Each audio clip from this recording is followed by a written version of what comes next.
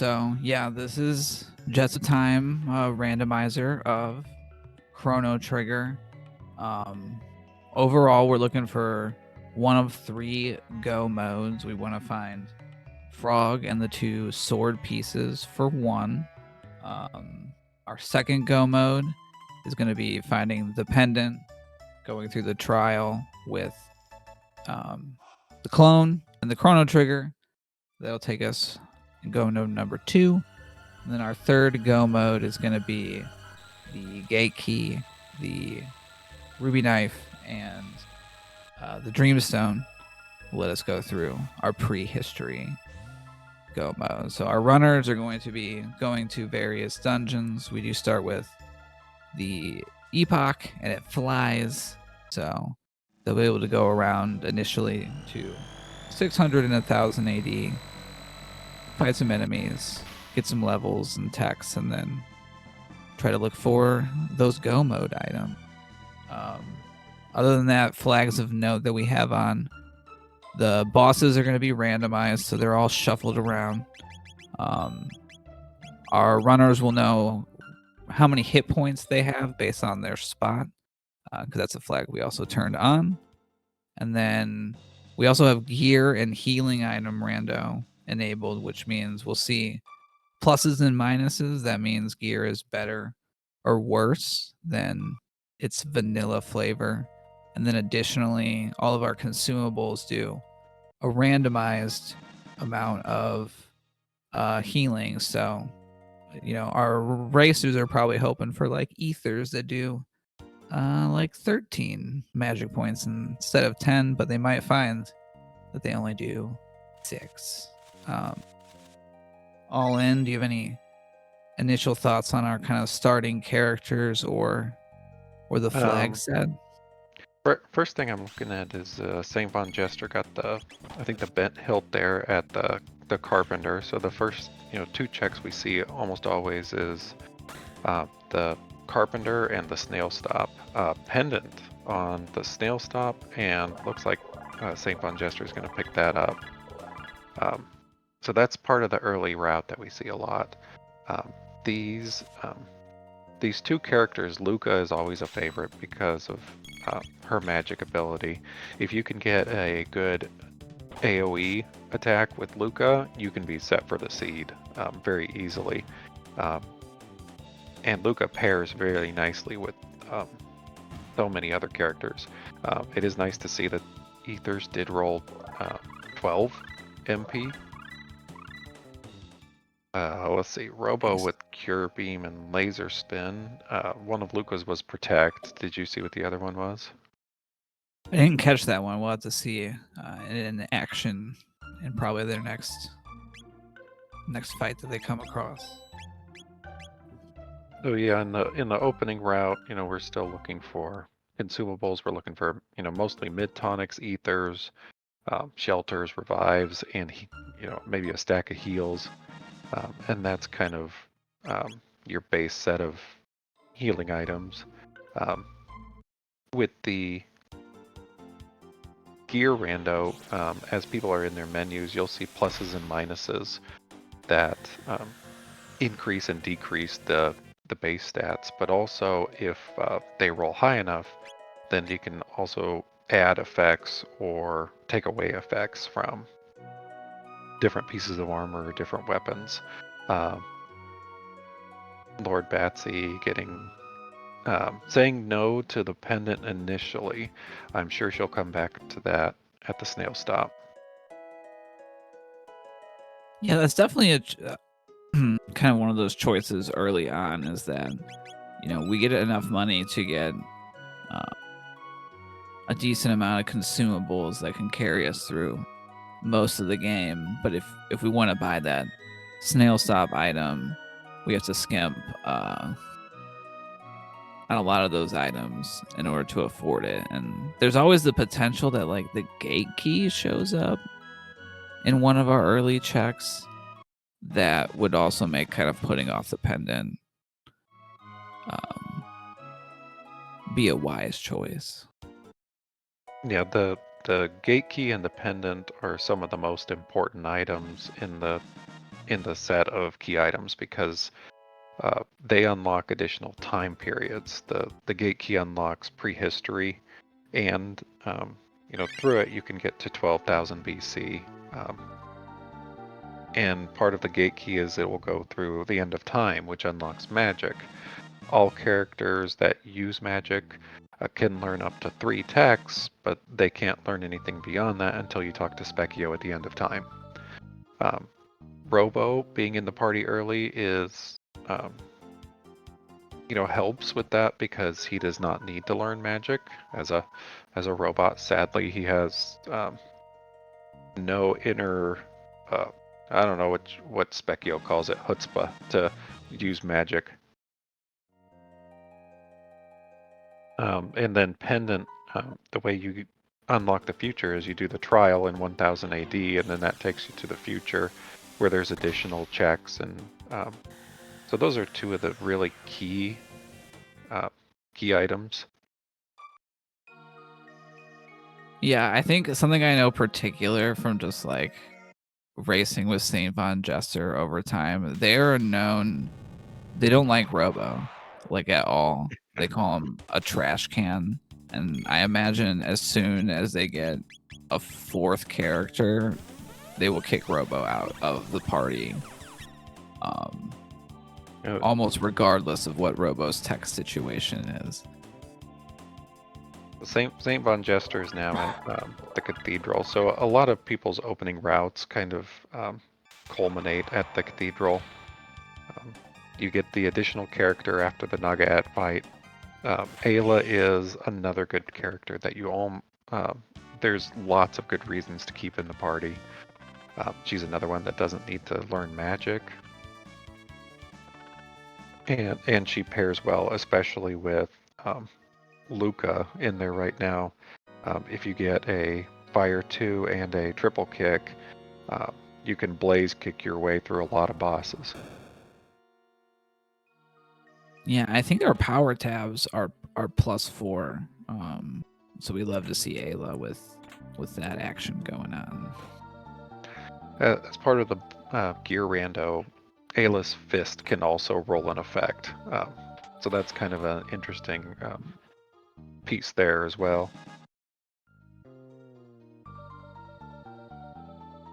Most people in the Cathedral, so Lord Batsy and St. Von Jester are about at the same spot, is they'll go into this room and check the drawer for the Nagaat bromide.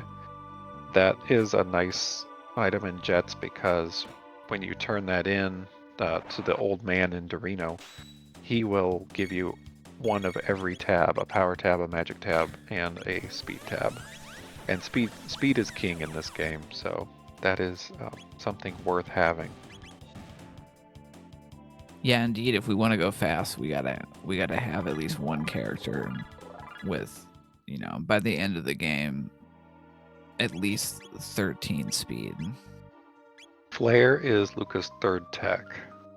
Ooh, okay. So this is kind of a decision point. So we see Lord Batsy coming out of the Cathedral. They're going to move on to other checks. St. Von Jester is going through the Cathedral. If you finish the Cathedral, then there'll be another character waiting for you in the Guardia Castle. An extra character doesn't necessarily unlock anything else unless it's potentially a quest character. There are there are 3 main quest characters. There's Robo, because he can unlock the Desert Quest and Fiona's Shrine. There's Marl, who can unlock the King's Trial in 1000 AD, but you also need the Prism Shard for that. And then there's Frog, who's part of the Go mode. If you get the 2 pieces of the Massum, you can forge them, then Frog can open the Magic Cave and go to Magus's castle. And I think we saw, was it St. Von Jester that checked the burrow? Because Frog is in the burrow. And that's always... I really like the burrow check because it can inform, whether you even want to do Cathedral or not. So we know Frog's there, so there's in the back of Cathedral is either Chrono, um, Marl, or Magus. So if you're looking for quest characters, you know that it's a 1 in 3 chance of Marl. Otherwise, if you're just looking to replace a character, you get 50-50 between Chrono and Magus, from what's left. Mm-hmm. Yeah, and we're seeing Bassi go into Hecarim Cave, which is a great early spot to get some levels and tech points. We don't need them with Luca, but Ayla and Robo could certainly use, I think, some more techs. Yeah, so some people might save Hecarim Cave for later until they unlock magic, because there's so many tech points to be gained. But it's definitely not wasted on Robo and Ayla. Yeah, we're seeing for SVJ that the Chancellor was actually a robot from the future. A girl robot. So that's a little awkward. But this spot Atropo will have a Yakra amount of hit points. Right, that's another kind of helper flag to the boss HP is we call it boss spot HP. So this spot will always have about 920 HP, regardless of which random boss gets swapped into that spot. So that helps with sort of damage tracking, get an idea of how much damage you have to do in each location.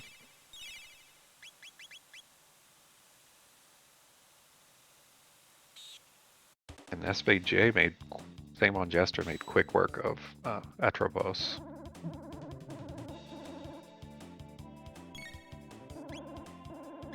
Yeah, the napalm, and they must have found like a Robo weapon, I think, somewhere along the way.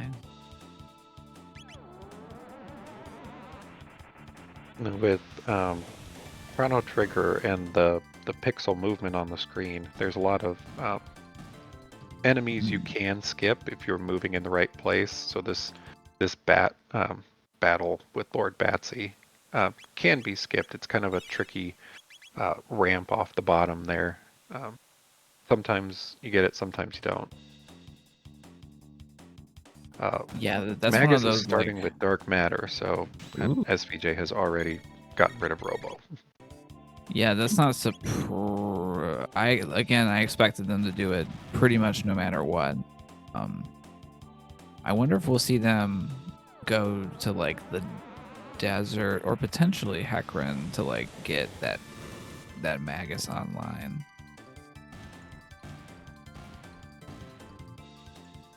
So this could be, doing the cathedral, the back of the cathedral is, kind of a little bit of a risk-reward situation, but a Dark Matter Magus, now with a Flare Luca, you have two characters who can do, strong AoE magic spells.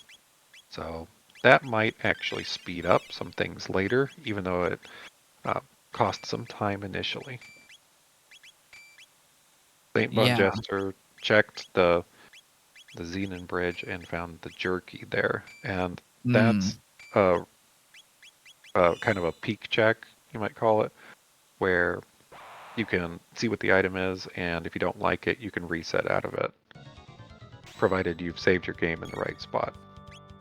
Yeah, I would say if I hadn't already gone to the back of the cathedral, then I might think about doing it, because with the gear rando, that jerky item could be something juicy. The bridge is also nice for has some very nice drops on it with Ozzy, so you can get lucky sometimes there and get some nice things. We got a Dalton Plus hanging out in Hecarim Cave. I guess better here than later.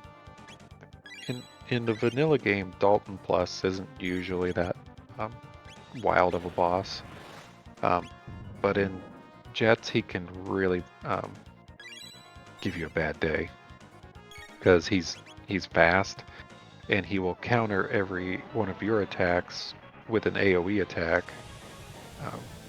of the opposite type. So Yeah, as and then Batsy additionally, does flare there, then he's doing Ice 2 back. he's got those orb attacks, which I think after the second one start hitting really hard. Yeah, like this slash, takes Luca down, and then he'll do a couple orb attacks. That's ouch on Ayla. So Batsy is in a little bit of a heal cycle here. He's going to do one more orb attack. Hopefully, which will probably take one character down.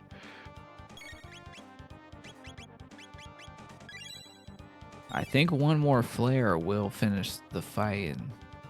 Now this is going to be a weaker orb. Yeah, weak orb here. But can Lucas survive? Oh wait, there's no. I was thinking that Dalton like burps, but he tries to summon Golem Boss, and they don't show up. I will also say we're seeing the prison escape. My ancestor from 1080 Fritz is in a bind here, and I know SVJ will also not free him, so I'm hoping I can count on at least one of our runners to do so that I get to run my Worlds Collide leg instead of, like vanishing from the timeline. I have a picture of myself, on my desk. We'll keep track of to make sure that I hang around. But are you also wearing like some sort of 80s like Disney sweater? Yeah. For completing Hecarim Cave, Lord Batsy has the Robo's ribbon, which is great since we have Robo. In Jets of Time, the ribbon has been turned into an accessory that gives +3 speed, barrier, and the sunshades effect. But that doesn't actually unlock any progression. Oh, We got a I cat think pet. Saint Von Jester might be freeing Fritz just for you. That's just for me. I do demand it, so I appreciate showing the respect for the timeline.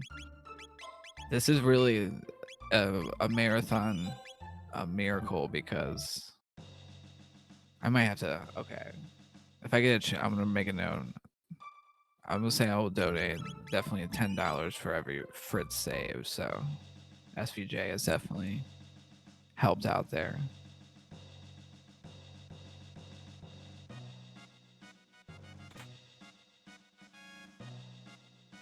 Mind if I cut in with a donation?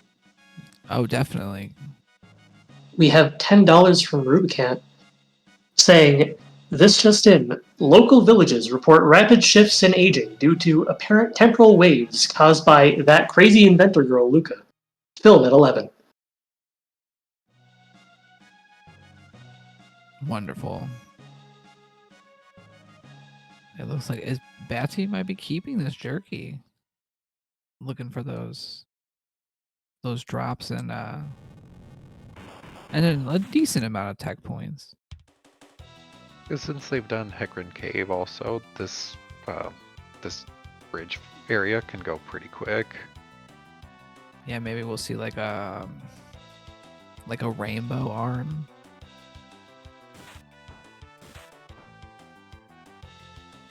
That would get the Robo really going with that Robo ribbon.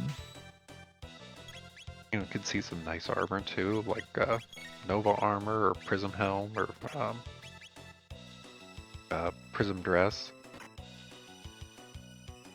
Oh, another thing to point out is with the gear Rando, rocks can also get some really good additional effects, and sometimes I can prioritize like where a runner might go just based on some of those dungeons, like Denadoro or Giant's Claw having a rock inside of them. We have Flea defending the prison. That's not the nicest. This is a could pretty be a- tanky spot. I want to this could be say a hold your breath spot. we're talking at least 3,000 hit points. When Flea gets below 1,500, they have a chance to counter very hard unless someone goes down. And this is regular Flea instead of Flea Plus. So regular Flea has resistance to magic, and so some even having good, spells for Luca and Magus, it's all reduced damage.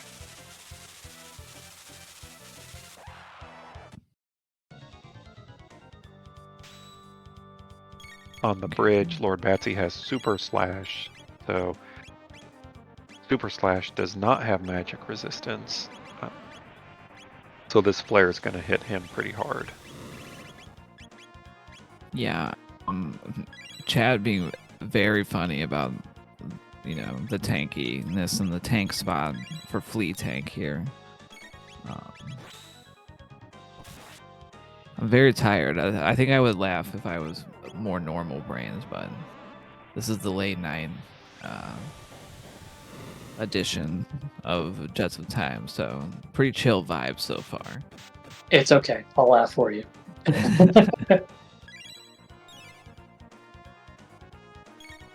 Well, or if I remember right, you're supposed to hit Flea's head because Flea's head heals the body.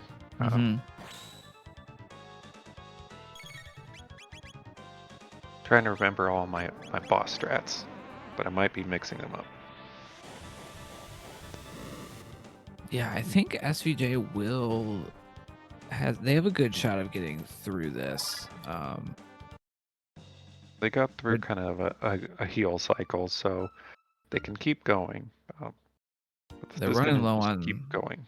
The revives here.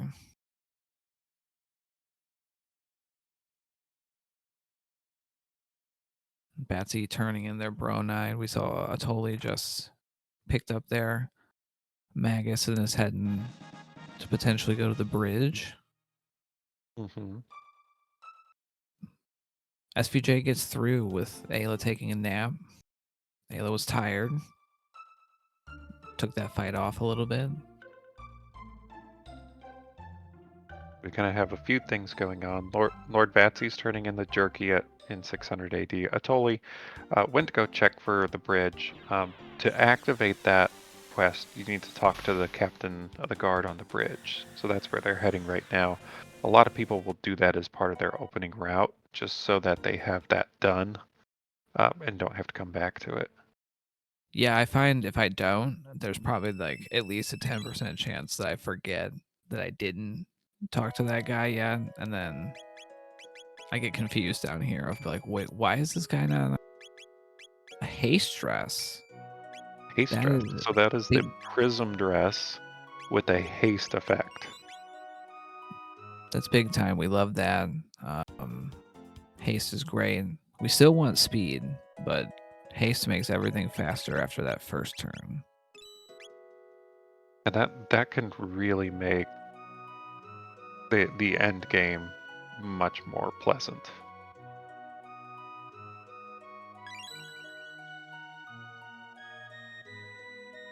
Batsy buying that pendant. Let me mark that.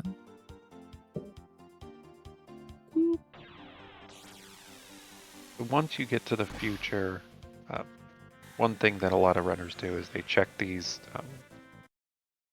sealed doors. There's some pretty good treasure behind them, so it's worth doing. Yeah, completing the trial, it powers up our pendant, and so we can get a lot of doors. The new checks that we have available, we're about to see one in Sun Palace bailing on that. It could have been like it could have been Golem Boss, and then, you just have a free one, but the other two, we can go to this dome here, Eris, for the Guardian fight. The sealed door back here has like the best treasure out of all the future sealed door spots. And then kind of the hardest and longest dungeon that would be available is Genodome. Genodome is long, but it also has lots of experience and lots of tech points and lots of treasures that Yeah, are and I good think stuff. both of us tend to favor, especially early, if we have the power to do so, like going to those places early. I know that's what I prefer, getting Th- as much power fast and then kind of wrecking everything for the rest of the seed. But I've definitely lost to racers that um, don't like go to those places and instead kind of go for like the fastest available checks. Yeah, it's a balance because it can speed up things later, but it does take a lot of time up front.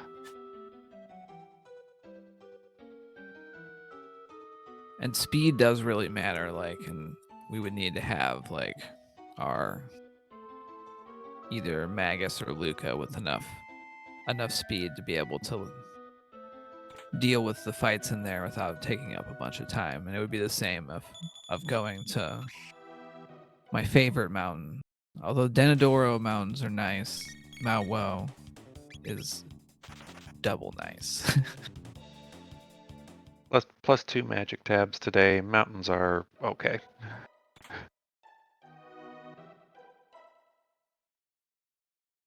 Yeah, those are decent. I, would probably put a lot of those on my Robo so that their AoE heal was pretty good, or alternatively, throw them all on Ayla so I could employ the spin to win strategy. If there's anything good back here. Aeon suits are not bad. Endgame armor. A Gloom Helm has a +1 speed for Magus, so that's nice. I always love to see hyper ethers.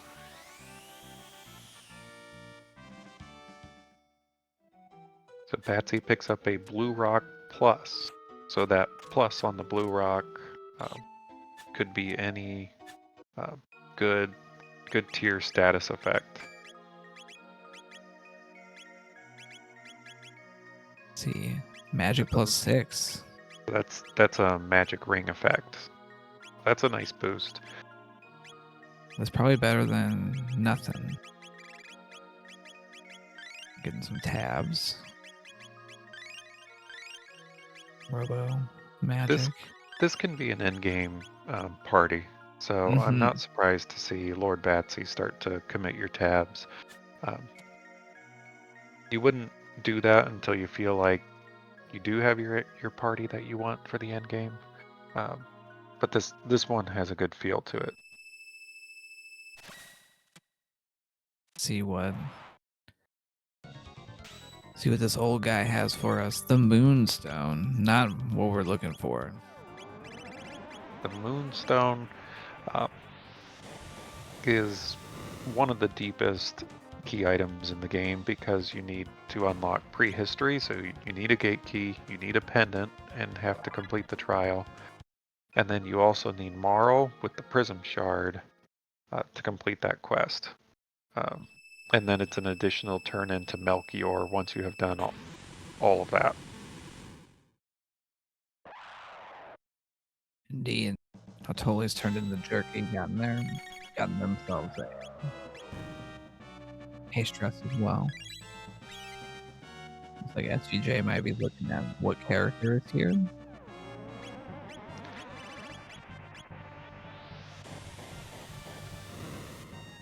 Oh, Another set of little robots. upstairs check at the mayor in 1000 AD got a tab invest.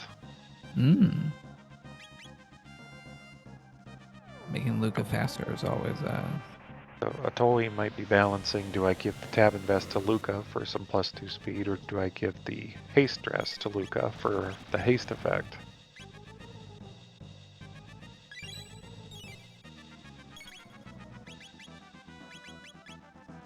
yeah, that's one of those kind of like they're both good choices.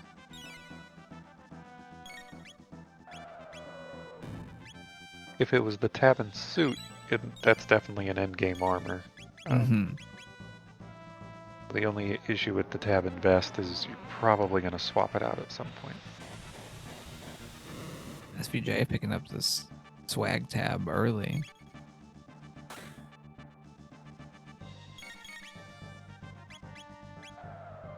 Lord Yeah, so they Batsy have- has Golem. Looks And like they're gonna go back.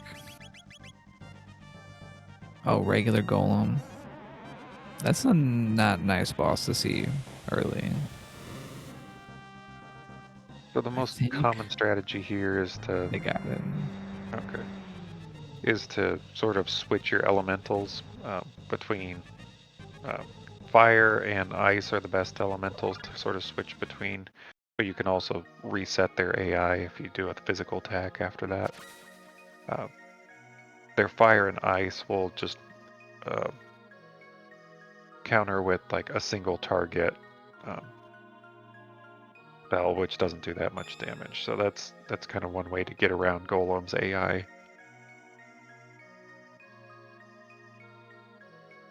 Saint Von Jester is going to Hecarim Cave. Batsy has Ruby Knife.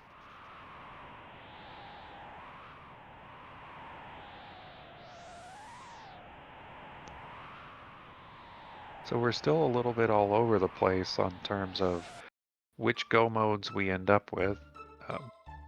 So we've got a go mode from every, or a key item from every option of go mode, but we don't have enough to piece a go mode together at this point. And we haven't seen, nobody's doing any new checks that we haven't seen yet, so we're still sort of waiting. We're gonna see a couple prison breaks, and then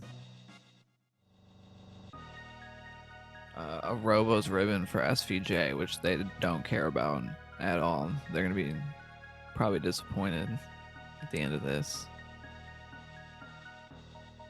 I'm just thinking that means either Hecarim or, well, we haven't seen Desert. We haven't seen Desert. We still need to finish. Genodome is also an option. The buried one with the future access as well is Mount Woe is accessible, but in order to get there, you have to complete the factory. Now, sometimes you may want to complete the factory if you want to unlock magic, because unlocking the factory will open the gate in the back of Protodome to the end of time. And when you get to the end of time, you'll unlock 12,000 BC. So if there's something really peculiar, like a gate key on Mount Woe, these runners are in for a long day. Yeah. Who rolled this seed? Oh, I did. That was me. I've been responsible so far for all the seeds. I'm gonna have to do it to myself, I think, for the Worlds Collide portion as well, so that it's fair and I experience my own curse.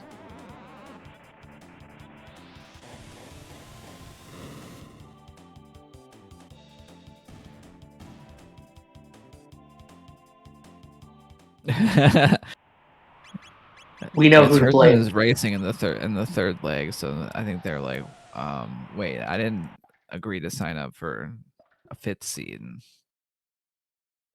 It's too late. You can't back out.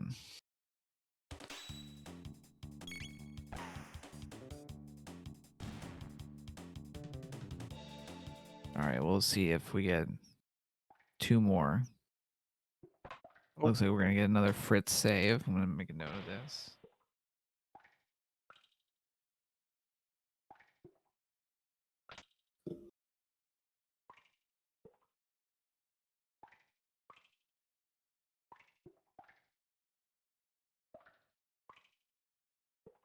Yeah, I'm feeling pretty secure in my timeline now that we've had 2 out of 3.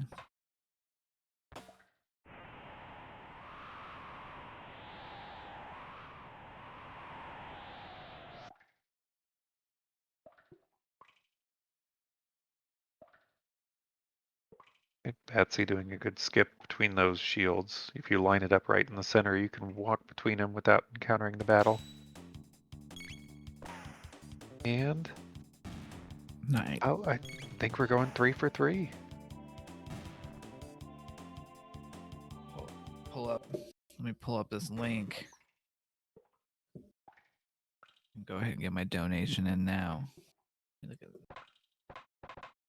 some incentives Stealthify. for tomorrow. Let me see if we can get the link in chat.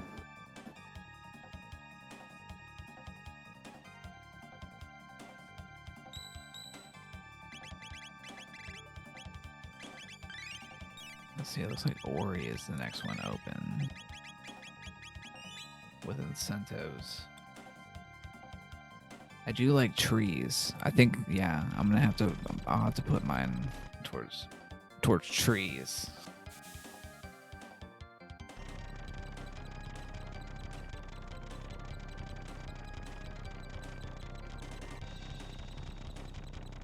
Seeing another appearance from Flea Tank.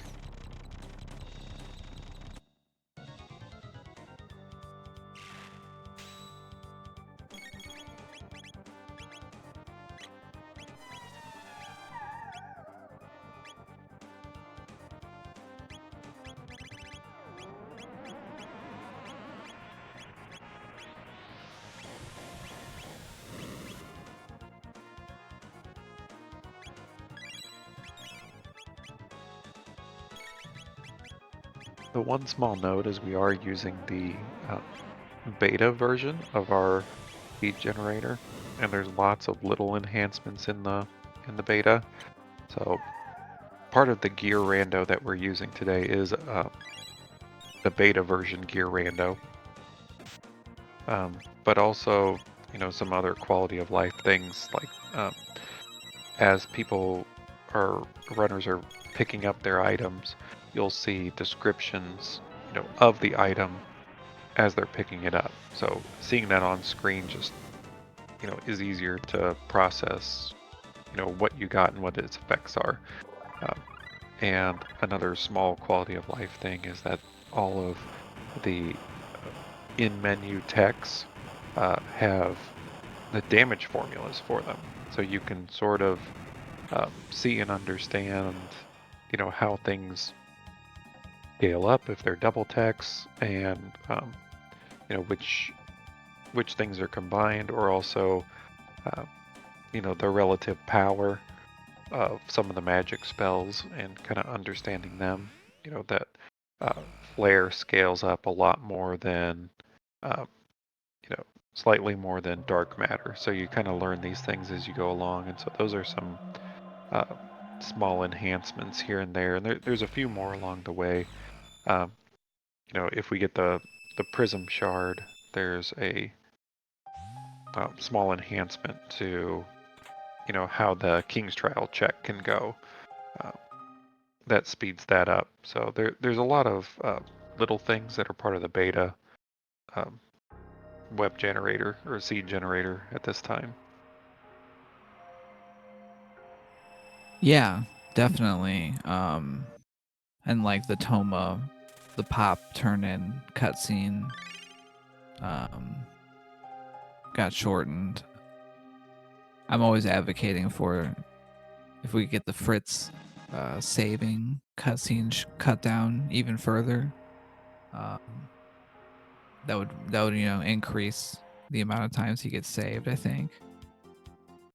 I don't remember if we said exactly why, besides, keeping the timeline intact, that you might want to save Fritz, is if you have Chrono in your party, you can go to the shop in 1000 AD, and Fritz will give you 10 mid-ethers. So that's that can be worth it for, those cost about 3000 a piece, and those will keep your MP solid for boss fights, in the end game.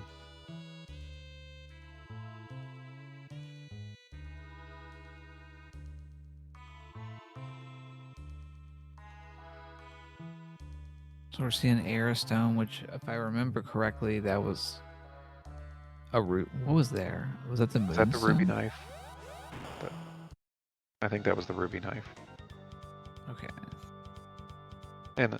And we saw Saint Jester do the Mud Imp fight here in Arisdome before, and now Batsy's at this point. But the Mud Imp is another enhancement in the beta boss randomization.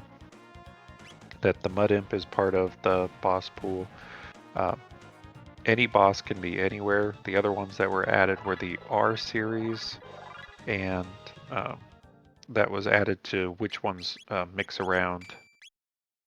And I thought there was one other one, which maybe wasn't in the pool before. The tank spot didn't used to be. The tank spot could now be anywhere.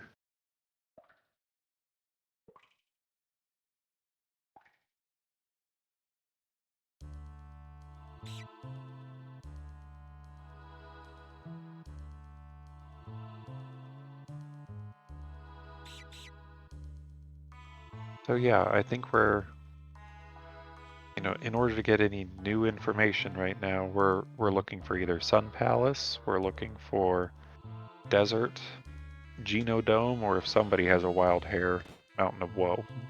Mm-hmm.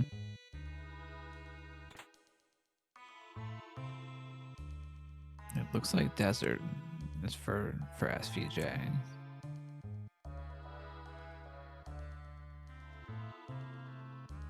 Yeah, even without having a robo, with having some good area of effect magic, particularly of the watery variety, there's quite a bit of experience and tech points that can be gathered up quickly by wiping out all these things. And the treasure in here is pretty good, especially for it being like immediately available when we start the game. There are some runners who, especially if you get like a Robo, Chrono, or Frog to start off, that you might consider coming down here just to raid loot as part of your opening, because upgrading any of their weapons is a nice early boost. And if there are routes you can do where you can loot the entire desert with only one encounter if you do it right.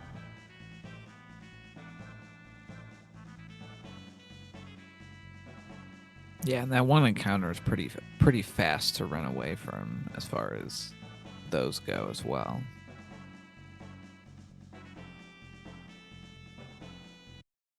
Yeah, I think that's one thing I'm always thinking about and that's kind of the process of over the course of the run of like, where am I getting the levels that I need to be able to beat the game at the end?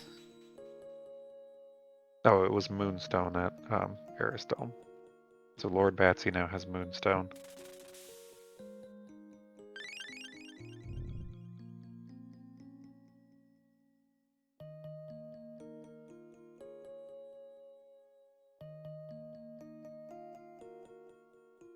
I think the tracker's up to date. Regular slash.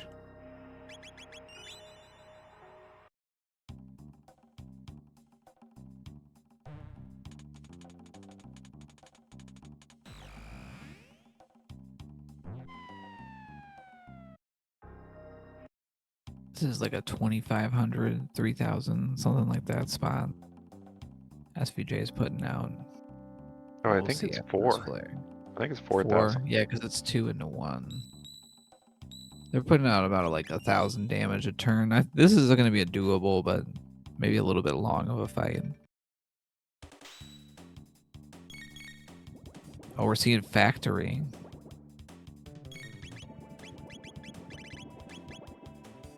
Like So maybe I'm someone's got assuming some we're kind doing of woe urge. Yeah, I'm assuming we're doing Factory to Woe. Once you have magic unlocked, kind of Woe and Geno are equal, but I would tend to go Woe if you can, because the tier of loot is higher there. There are 13 highest tier chests on the Mountain of Woe. So it is valuable. And again, the character movements are important.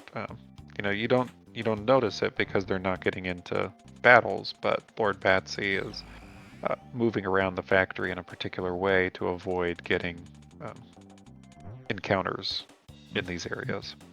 Yeah, they skipped like 3 of them just based on how they move through those hallways on this floor. And having a lightning damage here makes getting through the factory a lot faster for the couple of fights that are required against these oozes, slimes. I don't know what I would call them.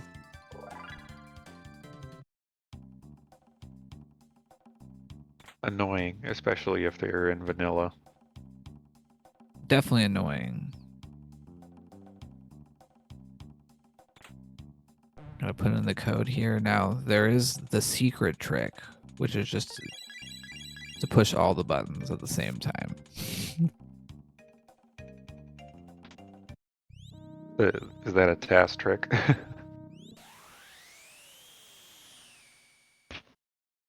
I've never tried it. I always just take an extra second to make sure I hit the right buttons.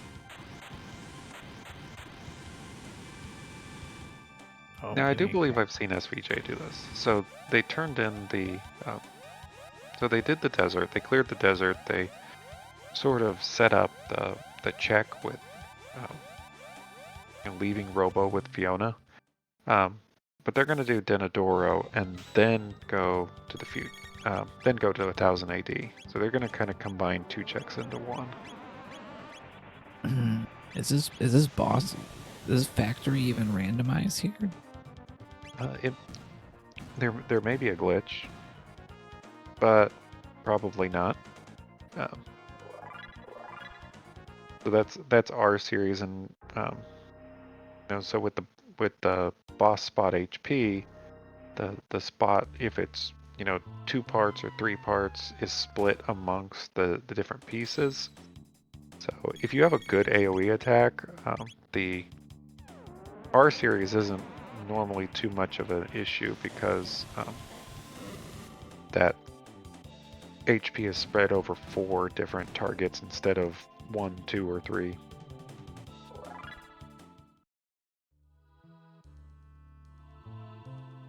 Yeah, I think I saw a safe helm plus something in one of those sealed chests that Atoli is opening. We got a Safe Helm Marl. +3 is a very nice help. I wonder what the additional bonus is going to be on that.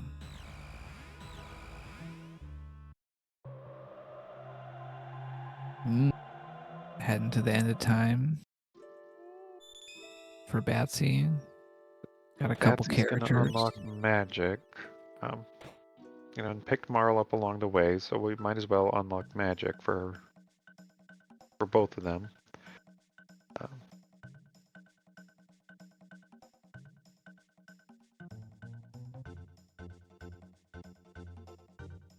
Mid-Ethers restore 48 MP. That's pretty nice. Yeah, so this ended up a pretty friendly item rando roll. Right, I was thinking magic. Success.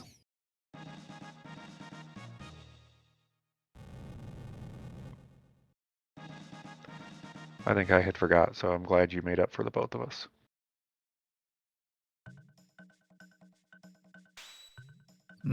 Taking a fight here.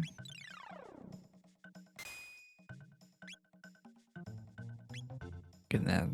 This will be a +2 tab and like 5 ethers.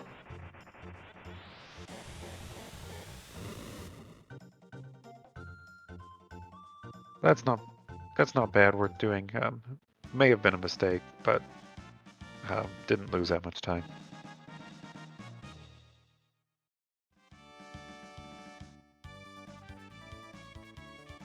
totally going through Hecarim Cave. Ice 2 very soon for Marl. So as soon as Marl gets Ice 2, that's going to unlock Antipode 3, and that is one of the killer double techs that Luca pairs nicely with. I can see Batsy keeping Marl in the party. Even though Marl only really has 2 offensive attacks, offensive magic, but having Ice 2 as one of them sort of makes a big difference.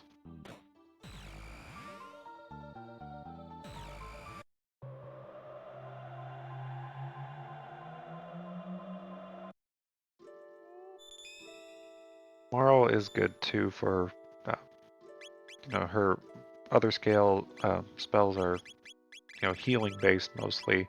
There is a, instead of Cure 1, it's been replaced with Re-Raise, so that grants the Green Dream effect to somebody. So that's a positive. Marl's Haste is also very valuable for, some of the end fights against Lavos or Zeal. Yeah, Haste is very nice. And I do think, Robo, we haven't seen Tackle or Punch, which are kind of the 2 we're looking for, but it seems like we're making a trip to the Geno Dome here.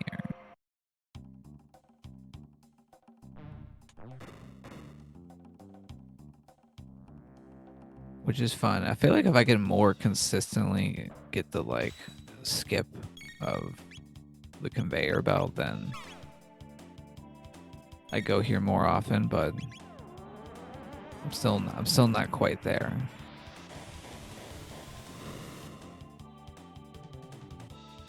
It's probably the most precise series of movements out of any of the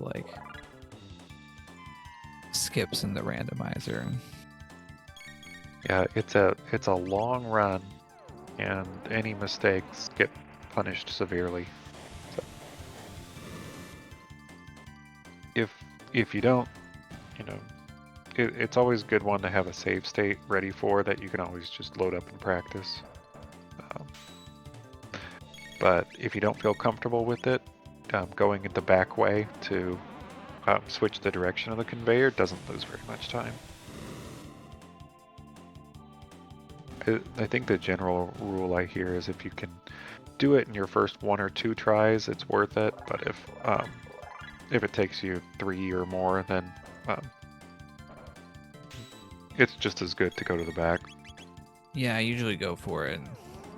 Definitely at least once, and sometimes twice if I feel like I was I was close, I can get it. And then after 2, it's all right, we'll go the long way.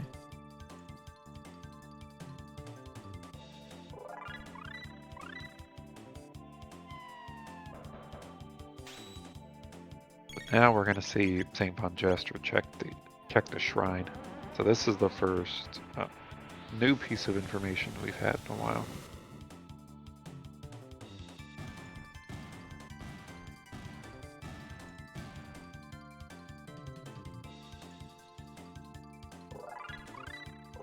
It's sort of interesting at this point too. We've got 3 different party makeups, and that's always a good thing about Jets is there's good balance between characters.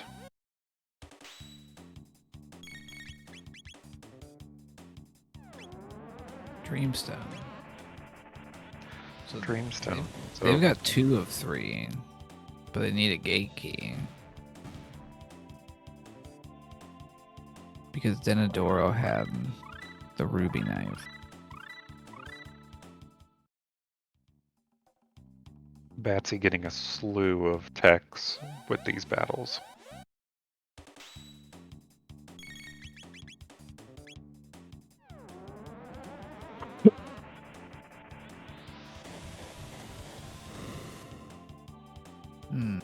Okay, SVJ taking a burrow peek there. I guess everyone's if they knowing that Frog is there, then everyone's a sword piece away from Gomo. And I think SPJ is going Son of Sun next. Maybe not.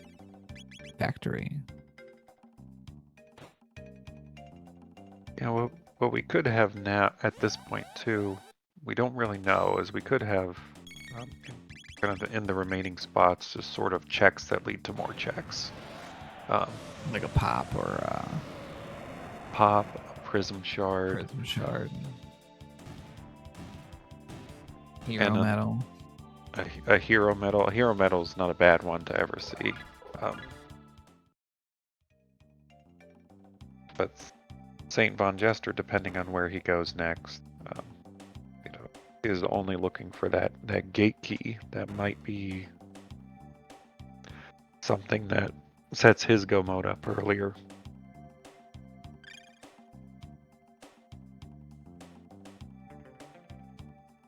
With the gate key, the ruby knife, and the dreamstone, we can go do the Tyranno lair, and then after beating that, we can go to 12,000 BC, ride the skyways, and go through Ocean Palace for the win against. Gotta fight the Lavos fights.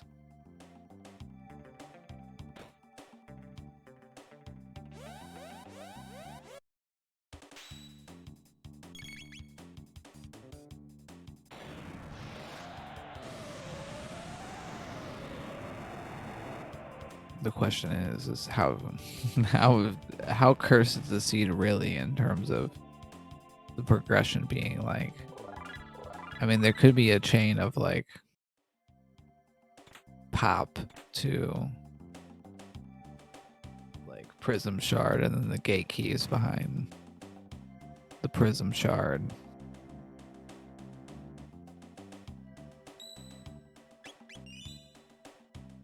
Ian pointing out in chat that some of these robots are dropping speed tabs, which we love to see.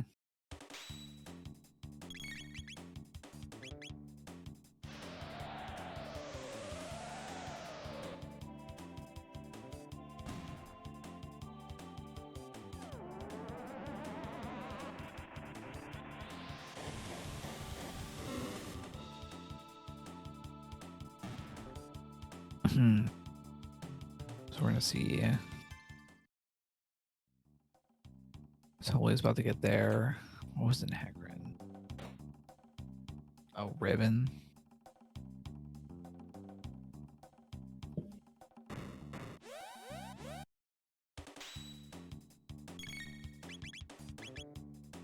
I think we could, kind of knowing Saint Von Jester, once he unlocks Factory, I think he may be more inclined to go to Mount Woe than to Genodome. We'll have to see if we have some, branching paths here among players. Yeah, I've noticed he's got Robo in the party right now, which is... I knew he swapped him into to turn in the forest, but I guess he might be the only one that has lightning still, even though he's got Magus in the party.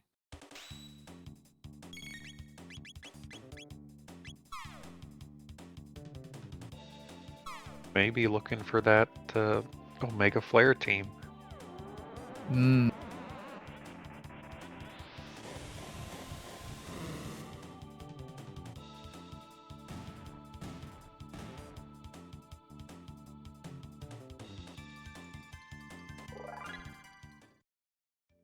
Some Omega Flare.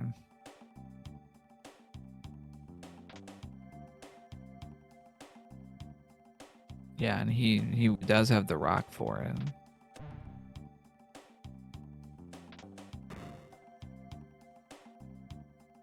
I think that SVJ's love of Omega Flare is bigger than his dislike. Robo.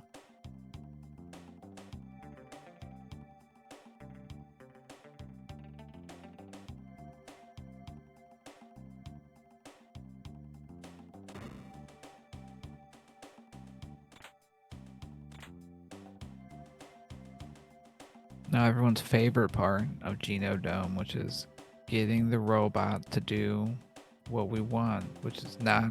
It's like, no, don't come on. You want a robot treat? Want to follow? Come on. No, they're like a trick, right? So you can kind of like make them phase through the wall with some good movement so that they don't have to be led all the way around. And it sort of plays into getting that speed tab there, so that's convenient. And it's like, oh, hey.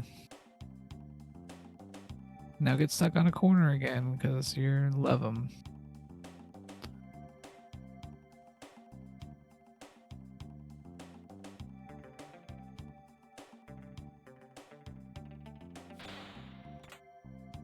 Pretty good robot cat herding. I feel like those are just like robot cats, and it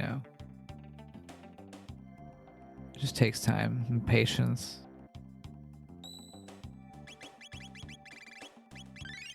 But yeah, Batsy's only got a couple sets of laser guards between them and their next key item.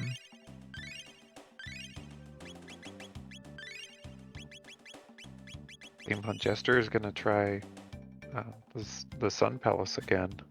This Yeah, is they did. This is Nisbel 1. They Okay. peaked it earlier, so they knew what they were getting into. In vanilla, the strat is to do lightning to lower the defense, and then you can use physicals after that. In Jets, a lot of times people will just hammer Nisbel with magic because his barrier does not depend on, is weak to magic. Like he doesn't have any special resistance to magic.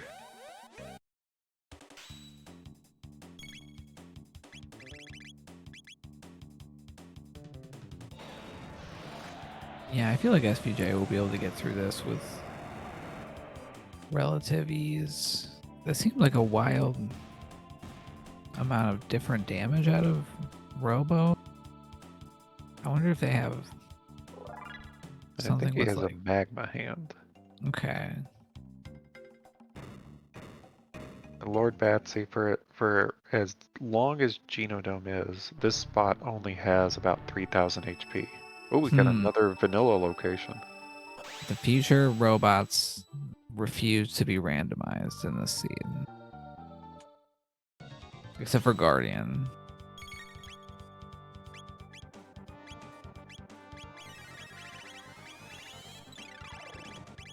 So, what do we want to do here? We gotta get some of these monitors, but not all of them. We're gonna throw some ice.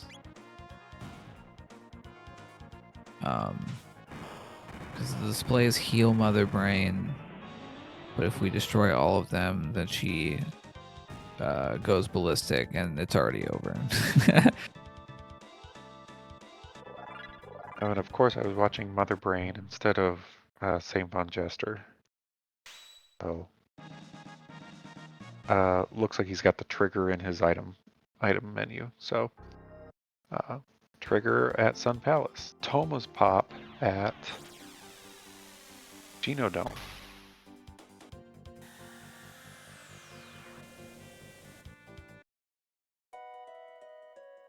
The Saint Von Jester feels like they're closer in terms of possible go modes, but they also feel like they're far away.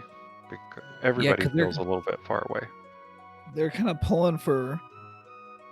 It's always the worst feeling when you're one away from all of them,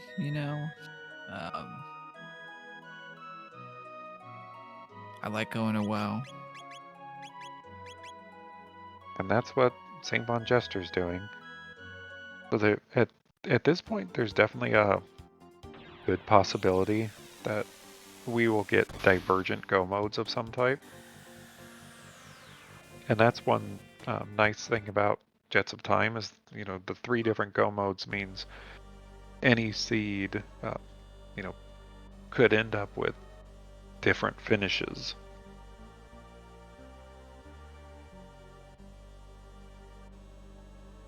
Yeah, and I think like, SVJ knows that the jerky is on the bridge because they peeked that.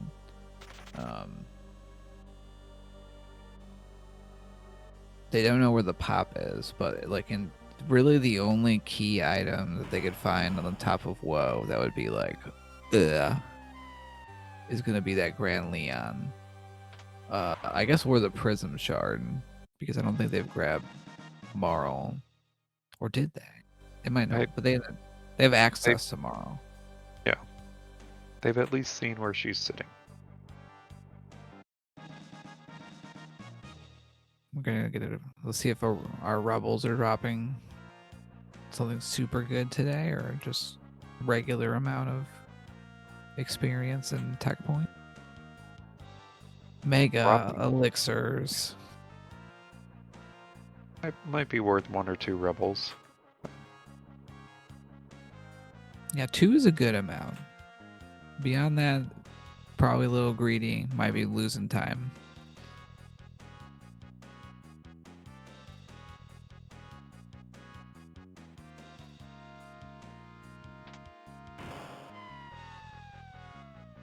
Giant's Claw is a pretty fast dungeon because there's only 1 encounter and the rest you can run through. So Batsy's also taking a rebel fight.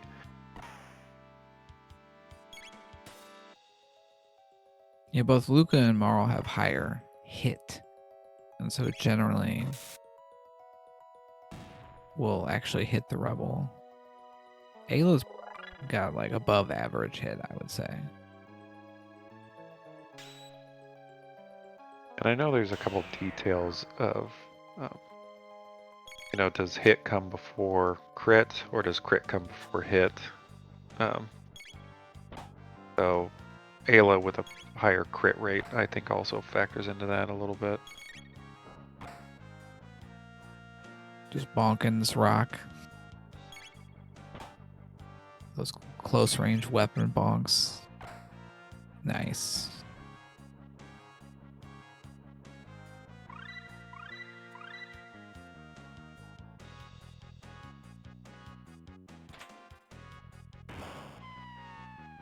Yeah, that's like another fight where there's, always that kind of calculation of like, 1, do I have enough power to actually reliably beat a rebel before it runs away? And then 2, is it like worth the amount of time it takes for that fight based on the rewards? And with like mega elixirs, it's hard to say no.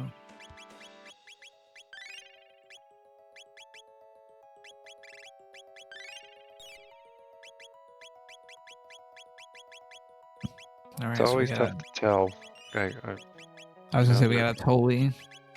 They're gonna be getting their, what was on Denadoro? Ruby knife, I think. And then we're gonna see 2 new checks between Lord Batsy and Saint Von Jester.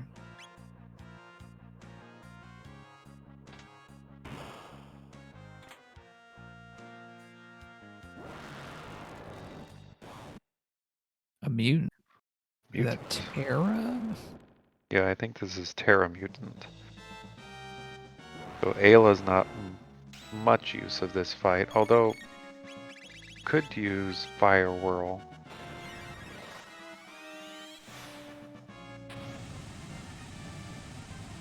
But Antipode 3 is probably going to be enough. A couple of Antipode 3s is all it should take.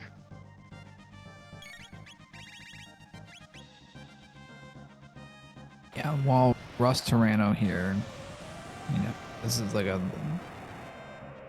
they have a lot of hit points, but for a spot, I think it's not too bad. Yeah, already done. An elixir, that's nice.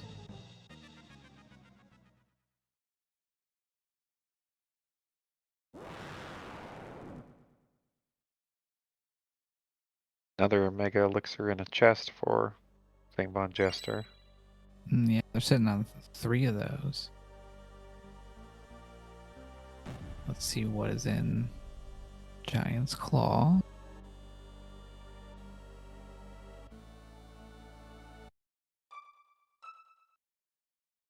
think I missed it. How did that happen again? I don't know. I feel like I was paying attention this time, and then like I think I started paying attention right after the text box gate key went away. Okay.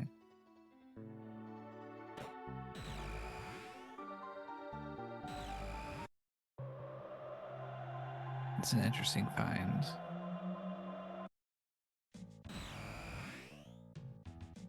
Because we know where the Dreamstone is.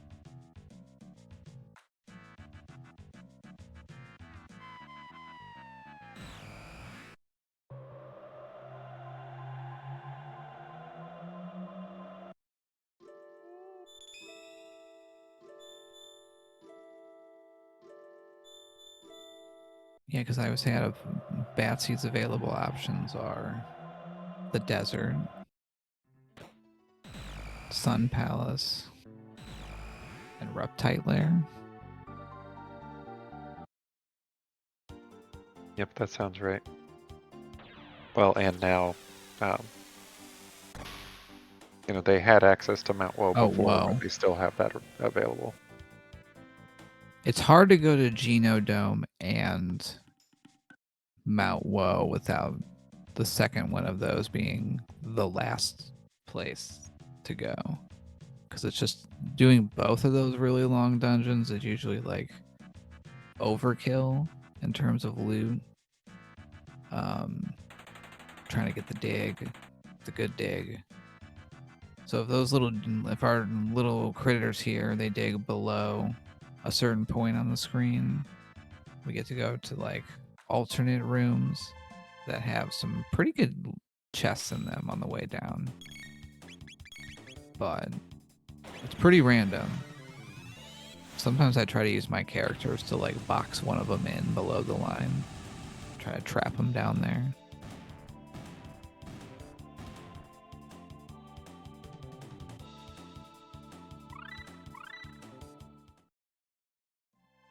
Blaze Kick is online for Batsy.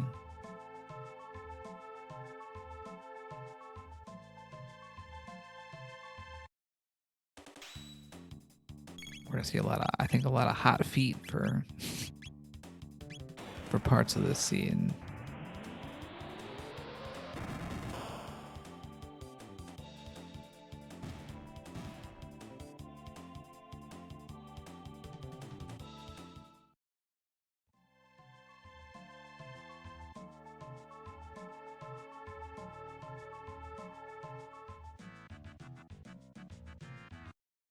Got a little bit more, and we're gonna get some good information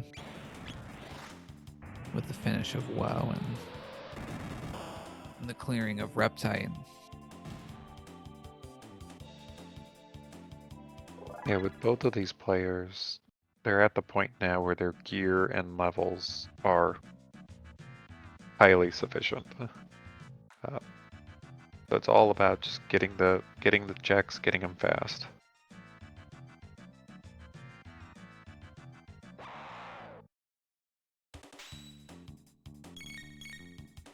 So these gargoyles can be a pain on Woe, because if you don't have 13 speed,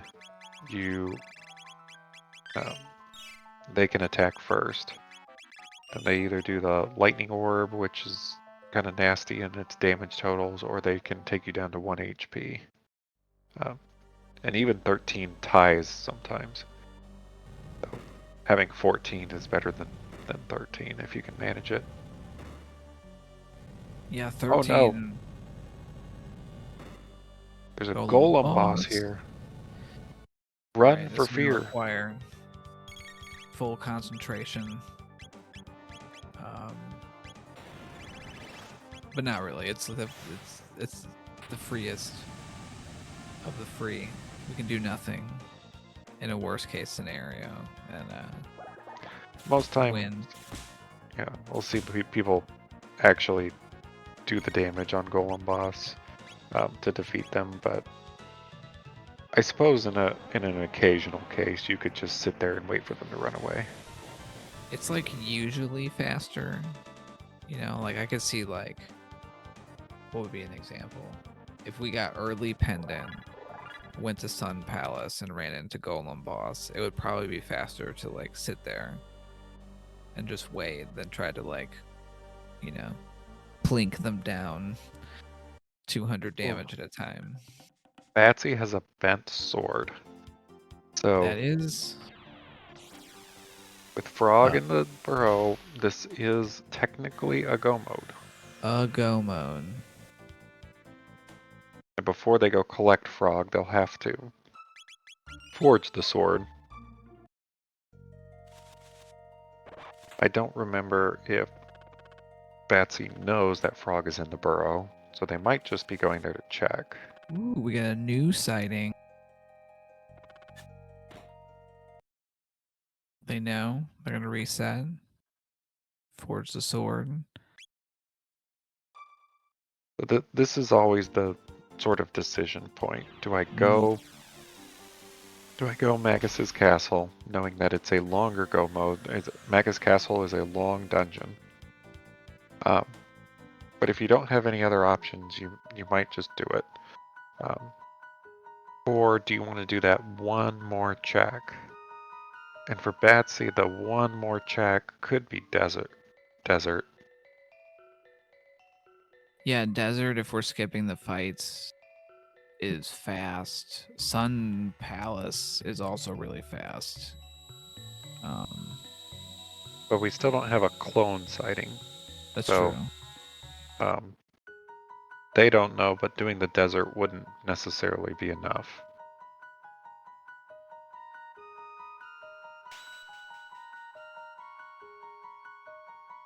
Yeah, I think it's also like, you know, it's interesting because obviously we as the viewers kind of know where everyone's at. Although it'll be hard to tell who's really ahead until we see, you know, entry into the back half of Go modes, I would say. We got Flea Plus at the top of the mountain. There's always kind of that calculus, so yeah, of like, if I do a check real fast and I find a different Go mode, that would probably be overall faster. But I could just be like wasting time that's not progressing on the first Go mode that I found. How big of a difference is it, like, in terms of like Magus Castle versus Black Omen versus?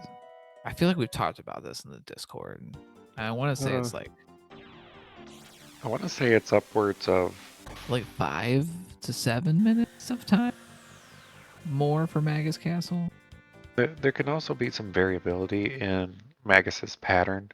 You know, if you get good elemental weaknesses, you know, good elemental patterns. But yeah, I want to say it's like that, you know, 7 or 8 minute range. So if you can get a 3-minute check, you know, you can save enough time to make it worth it. Most of the other Go modes are, you know, I'd say a really fast Tyranno layer or a really fast Omen, you know, maybe take 35 minutes, you know, in total to do Tyranno layer plus Ocean Palace plus Lavos, or do Death Peak plus Black Omen. So to add more on top of that is just can really slow you down. And in many ways, the Black Omen and the Tyranno layer Go modes are pretty close to each other.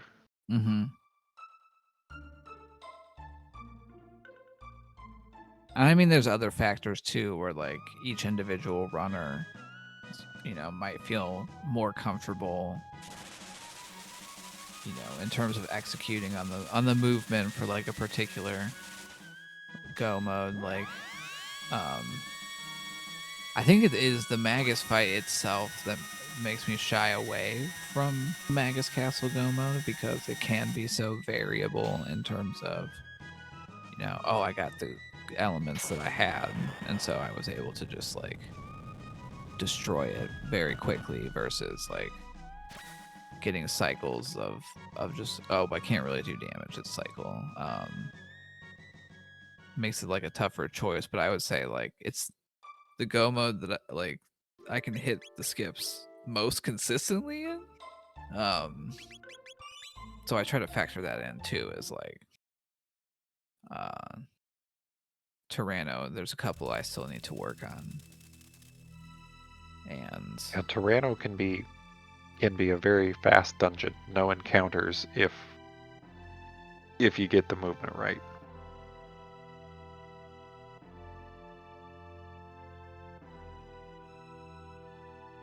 ooh, a haste armor from a sealed chest. That's pretty nice. Oh, we're seeing a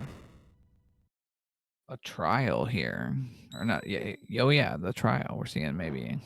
Yeah, with the prism shard on Woe, SVJ is going trial.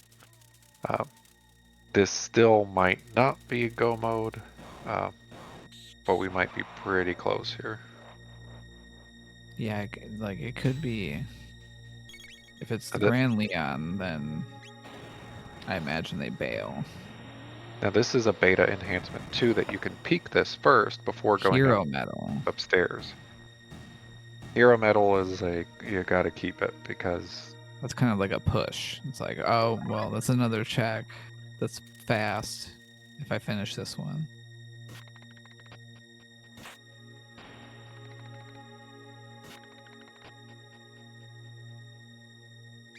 and they've got the Moonstone too, so they could do a discount double check.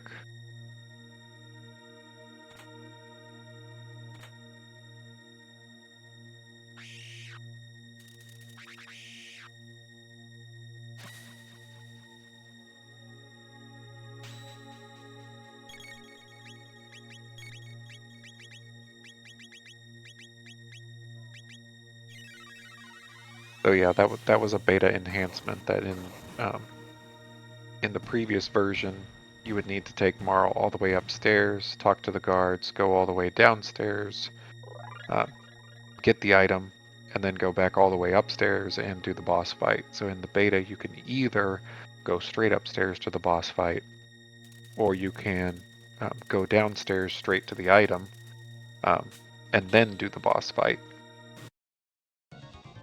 So it makes it that there's a little bit of choices involved.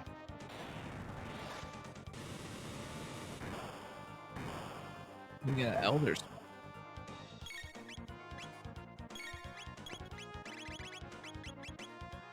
That's not a nice FPJ's party competition.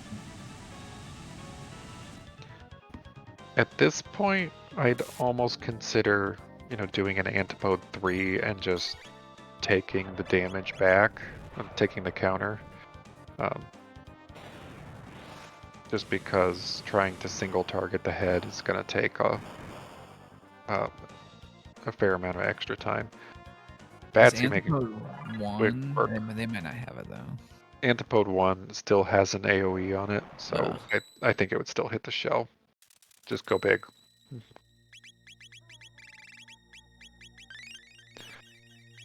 The Batsy's levels right now are 29 and 28. That's so in the Ocean Palace there's a friendly fight that is our grind spot usually in the staircase. A lot of players will leave the grind spot at 29 or 28 level.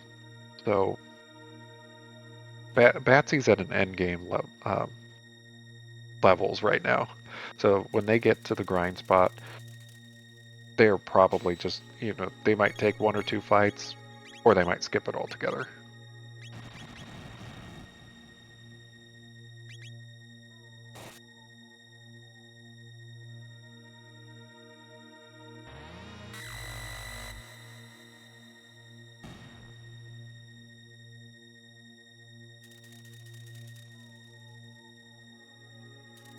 Where's the real flea?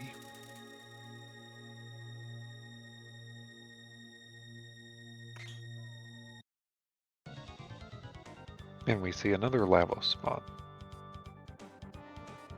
So here, though, Batsy has Blaze Kick.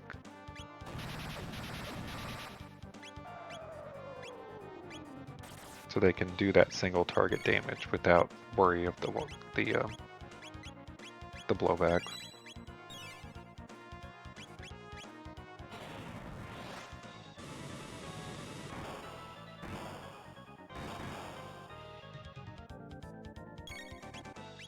Okay, St. Von Jester. What's in the burrow?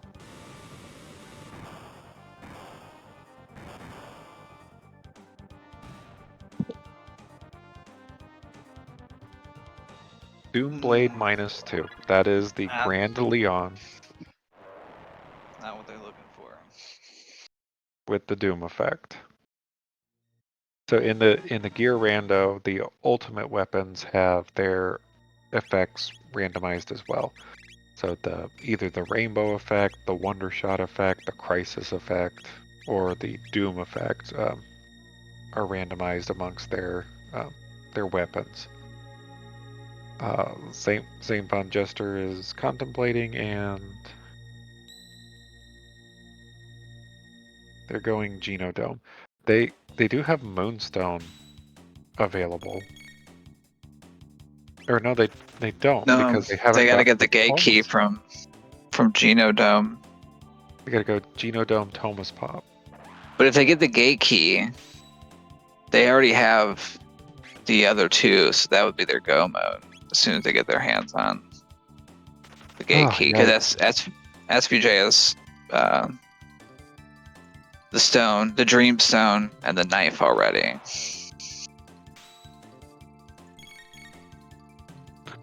But they're definitely disappointed from pretty much zonking on the trial and into the hero medal.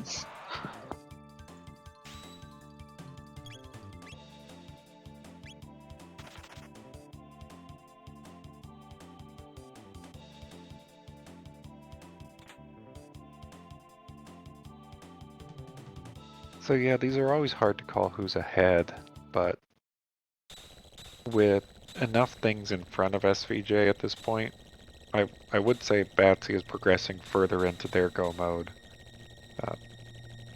That they're looking like they have the advantage at this point.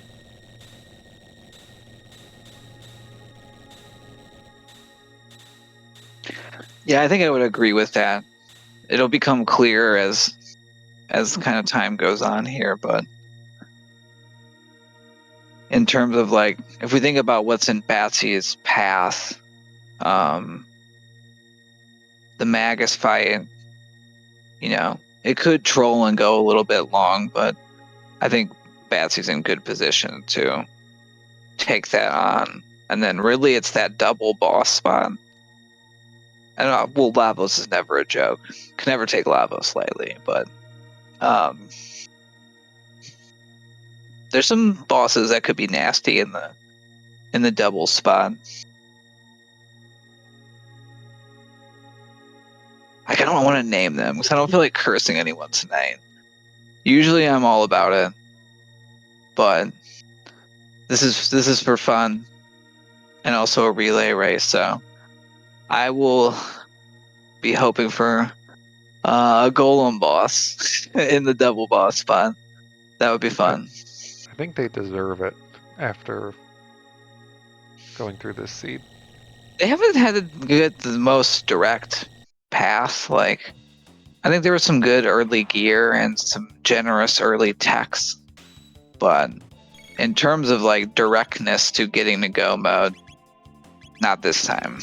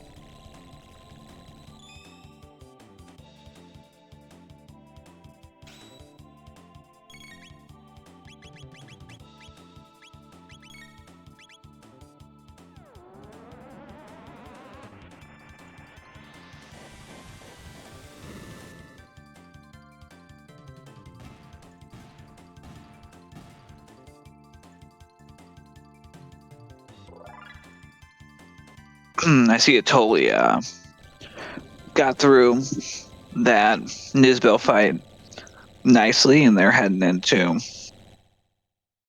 looks like Eris to claim. I know this wasn't that long ago.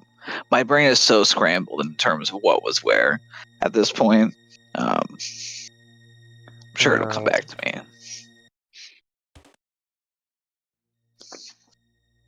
Trying to remember where the moon. Is that what the pop was? No, the pop is in Geno.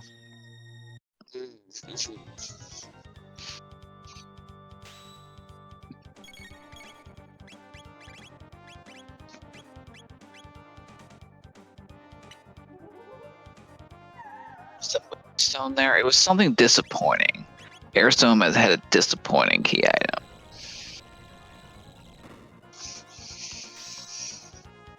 I thought it might have been the Moonstone.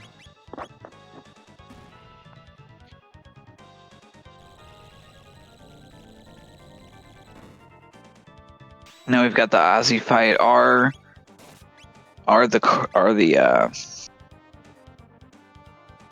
what do I want to call these? The cranes. I was gonna say cranes. Yeah, I guess they're cranes. Do they have anything good today?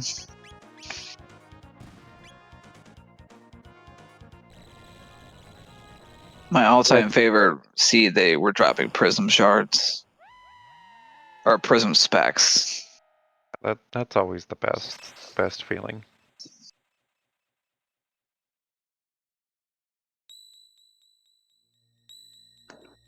Right, well, it's Magus time. Well, we'll see who it is. Because it could be a surprise. It's a random character back here, which sort of determines their ultimate elemental. And this rolls a random HP between 7,000 and 15,000. I had a seed the other day where this boss had 15,000 HP.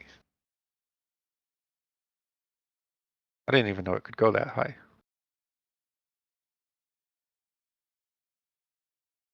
Yeah, I think on the high end, there can be that moment of like, oh no, I'm not gonna be able to burst through, and I'm gonna have to take one of these ultimate attacks. Oh. Yeah, I ended up having to beat that one with a lucky Doomsicle crit. Because my other two characters were dead.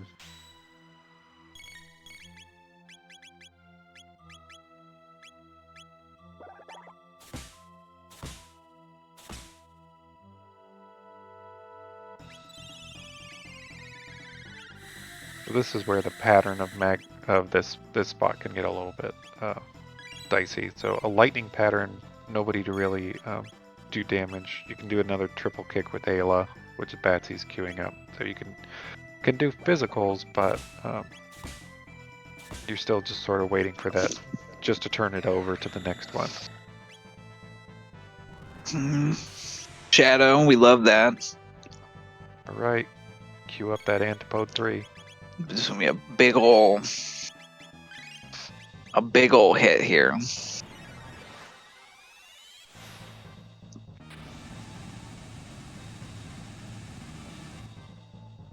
Nice. That hit him in the phase 2, yeah.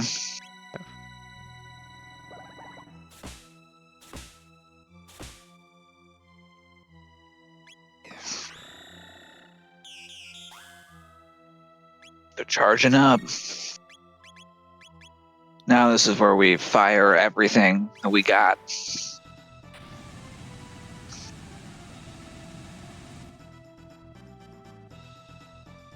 Wow, that was a low HP Magus fight. Well, maybe. They had about probably 9k.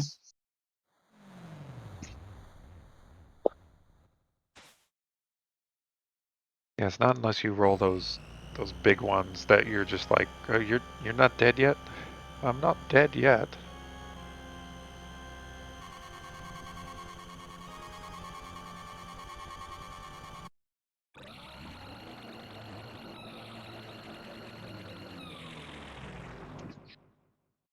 Yeah, so now that Batsy's through, they got to go to the floating city. Probably gonna do a quick new shop. We got 2 shops on different sides of the counter. What would we be looking for? Status Maybe an protection. amulet. Yeah, that's always gonna be there. They haven't found seen mega any- elixirs, so I haven't seen anything so far that gives them, status protection. And when they get to Lavos, ooh, getting a rock. the White Rock plus Poyozo dance strats. I don't know, but when you get to Lavos, obstacle can roll a random status effect, which one of them could be stop. And if you get a triple stop, you're basically sunk.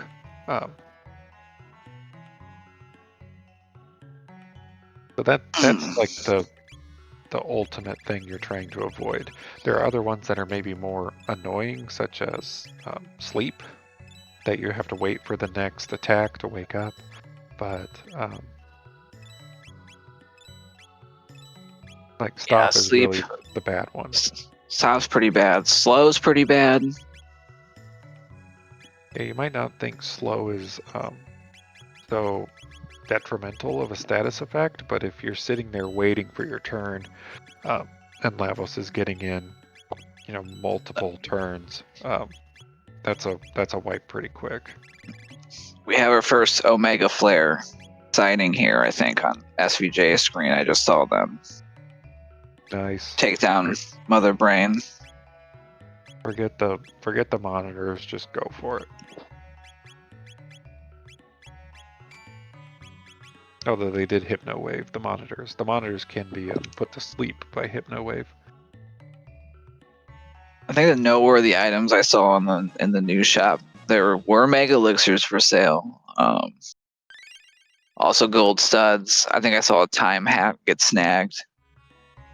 Just getting some better status protection, as we mentioned, but now it's a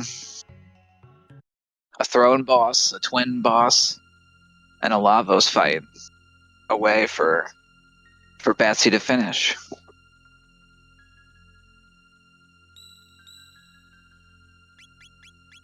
But we know Saint Von Jester, he needs to do the Giant's Claw, and then that'll give them go mode with the gate key, the Dreamstone, and the Ruby Knife. But they're a whole, at this point, 2 dungeons behind.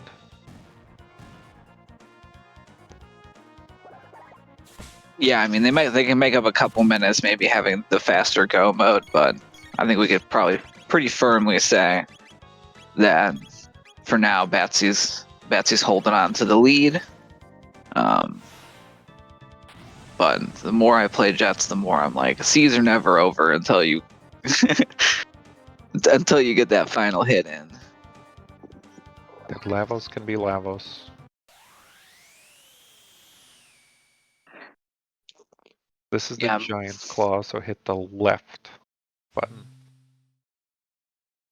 And the Tyranno layer, where you have to make a decision, push the right button. Tyranno has an R in it. Claw has an L in it.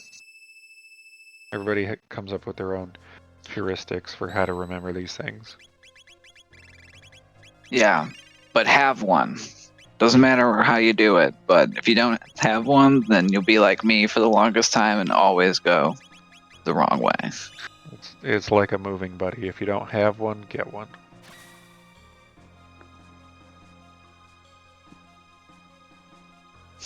So yeah, I think with Batsy's party composition, like they got great offense. I don't know if Marl has gotten re-raise or haste yet, but there's still a chance. I would say the only negative to that party comp is Marl and Luca don't have the most hit points. And then some of the Lavos attacks are big physicals that they might not be able to survive. So it's not like free by any means. No. This But is I would the say they're grind spot that they're- we will probably see no grinding on. but I would say overall, I feel like Batsy's pretty well positioned for a strong finish.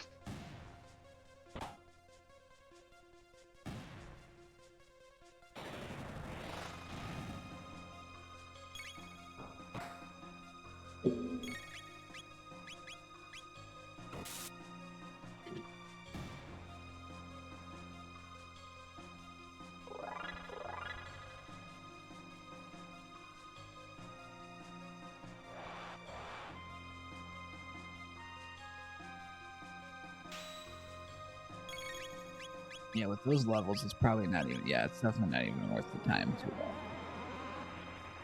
try to get all the spare guys coming out and fight.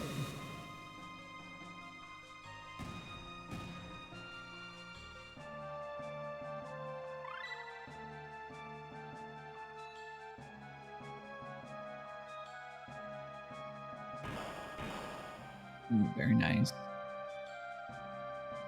Skipping that one entirely, but coming back to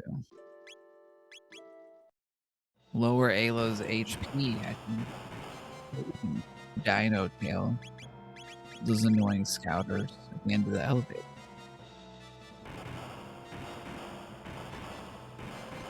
Somewhere along the way, Batsy also picked up some haste specs. This is a speed-friendly seed.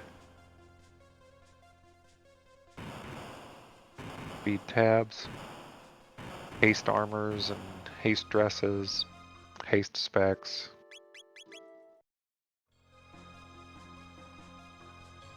Yeah, what you have to be thinking at this point is how am I going to get down the elevator with those scouter fights?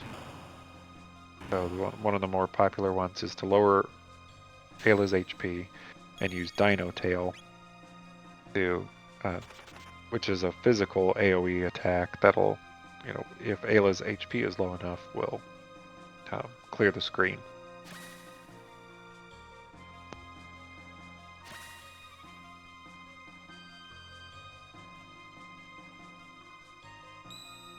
Atoli's finished the desert clear, so they're going to leave Robo for 400 years to replant the forest. This is one of the things that when I will debate, friendly SVJ about, maybe you don't like robots, but it's kind of hard to be like, Robo is a bad robot. And I'm like, he spent a bunch of his life replanting a forest. Like, how is that an evil act? And SVJ's response was, well, what happens to that village that was there after the forest gets replanted? And I was like, well, it's never there anyway, so it's not like Robo destroyed a village in planting the forest. And it was like, but can you really say that for sure? And I was just like, dang, I'm not gonna be able to talk you into turning the corner on Robo, I don't think. We'll just agree to disagree.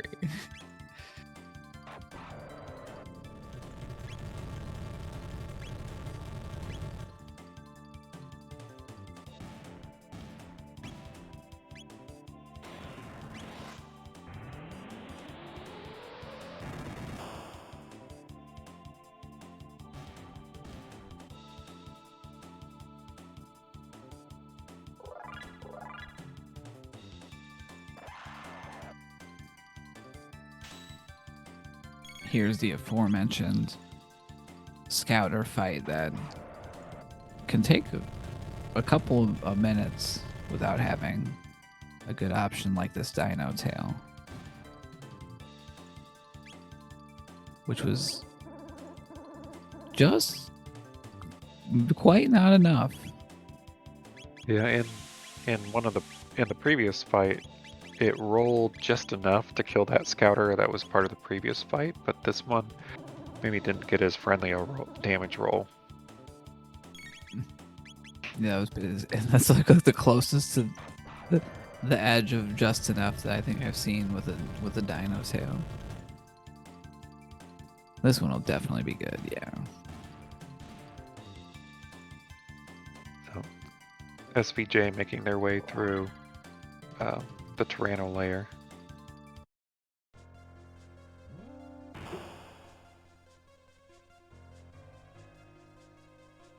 Tyranno layer can be punishing if you don't get the skips. They can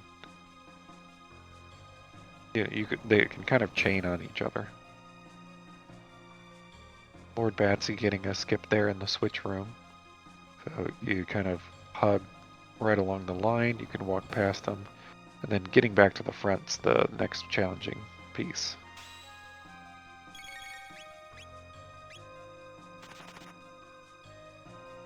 It's at least worth it to try and get the switch, because if you get the encounter on the way back, that'll push you back to the front of the room. Atoli's going into Genodome, which we've seen that's necessary. So this is favorable for them. Because they did Desert was Dreamstone? Yeah. So this will get them eventually their go.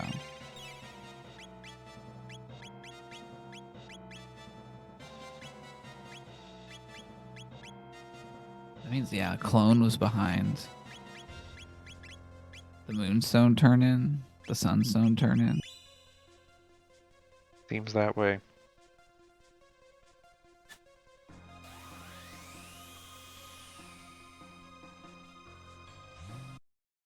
We have a Mazza and Mune for the twin fight here.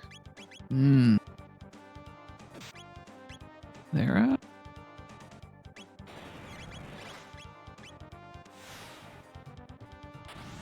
They will punch decently hard, but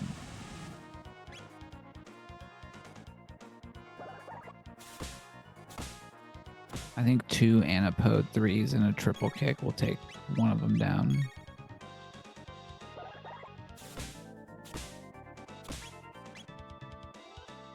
St. Von Jester has a Giga Mutant here.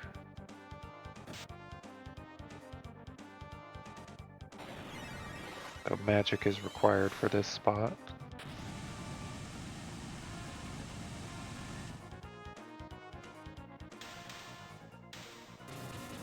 And there, Batsy's through the twin fight. Making it look easy with these levels. Yeah, the levels plus, I mean, the power of speed and haste.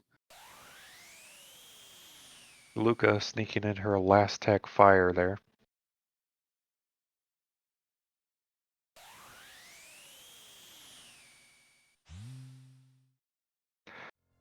Sometimes getting the tech points on that twin fight is essential if your last tech is something really critical. If Luca has last tech flare or last tech fire 2, sometimes you're waiting around the whole seed wondering where it is. And if you're not counting right going down the staircase, or if one of your characters wipes in that fight, or is dead at the end of the fight, then you can miss out on that HP or that tech points, and you don't get it back after that fight.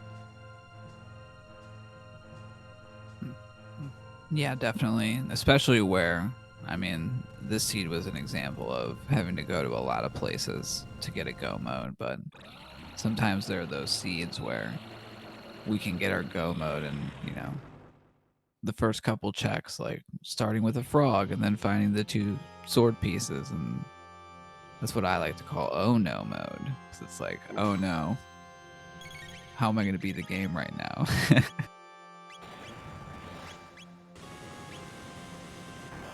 All right, we got Lavos 1. They open with some lasers, and then They're going to hit us with Obstacle.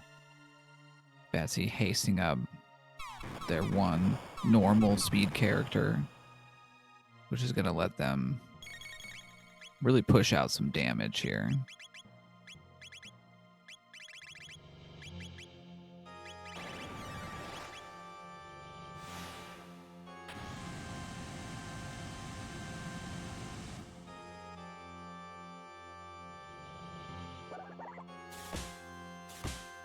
So there's been like 2 kicks, an antipode, and a flare.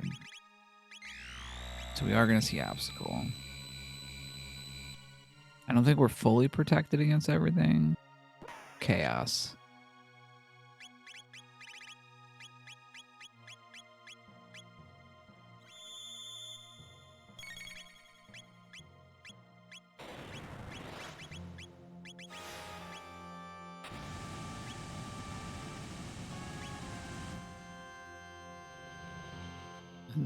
Lavos 1.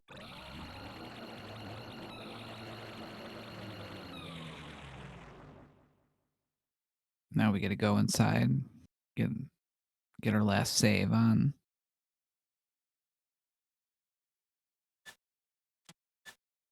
You can see the effect of the haste because it looked like they got one more attack in even after the chaos. They snuck it in before the energy blast. Yeah, I think we'll likely see the effects of that coming up here on Lavos 2 as well. That To Batsy putting the amulet on Marl just to have one more character with a status protection. St. it's a Von good Jester move. made quick work of Black Tyranno. Everybody doing the damage, huge damage output right now. Yeah, they're really putting that Omega Flare to work.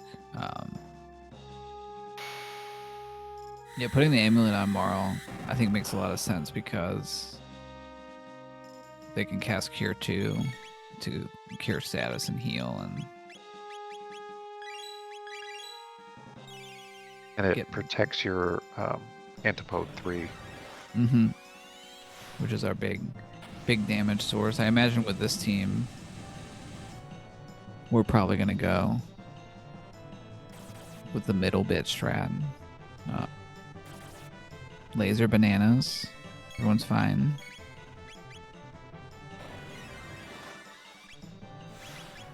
Yeah, the bad luck there is when both of those go to the same person.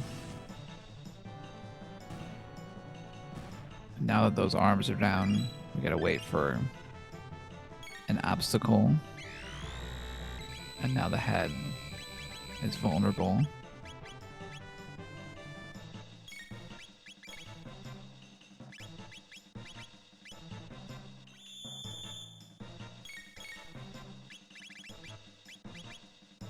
Yeah, with the haste, it makes those status effects not as painful because we're able to pretty quickly heal up and get back to doing big damage.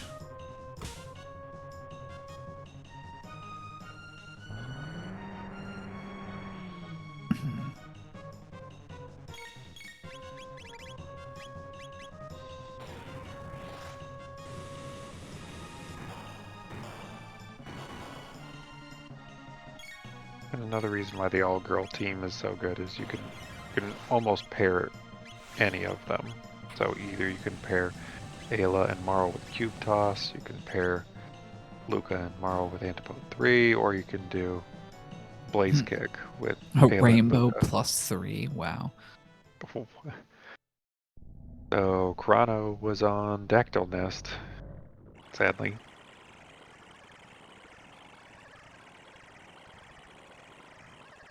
Yeah, and definitely with, using the double text, they do a lot more damage than single text typically.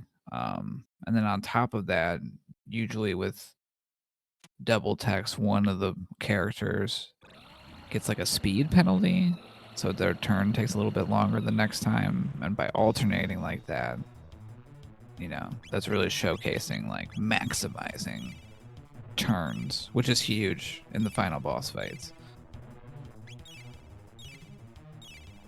Oh, yeah, we got that menu glitch, so Batsy gets to top off before they head into the final phase here.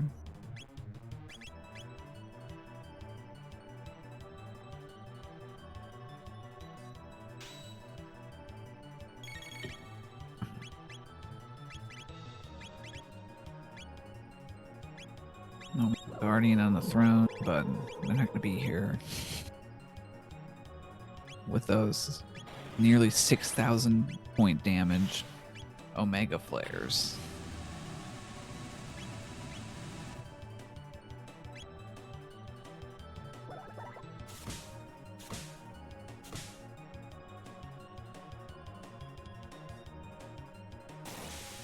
Now this pattern from Lavos is not a good pattern.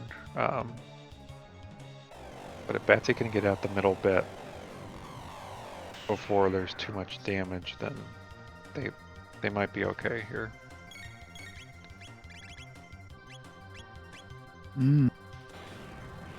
It looks like maybe they're doing a little of the multi-bit, because I saw they softened up Lefty with like a triple kick and then switched over to do a single target damage so they didn't heal the left one, so... Ooh, ow. Yeah, that was the only person that couldn't take that hit. Yeah, I think... I like...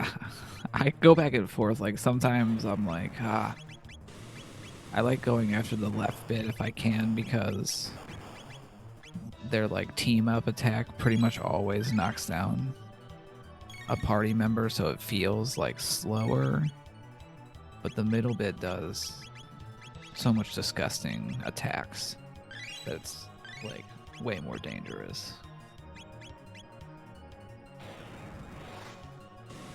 Yeah, if you see the time warp to prehistory, you go into slight panic mode of, I gotta get rid of this person. Get rid of that before they do the grandstone attack. Or you need to be shielding everybody up in short order. Alright, so the middle bit is coming back. I think what we're gonna see is a triple kick to the left one, which should take it down.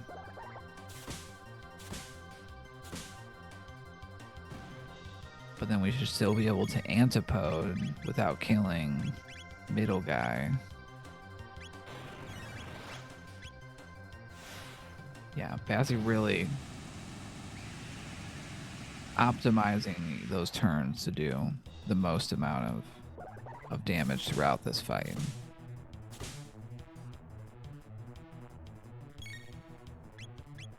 Yeah, this is a very effective Lavos fight right now.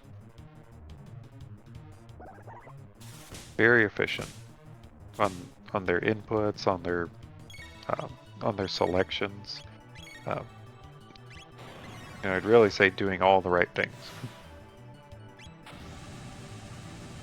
I think this will do it.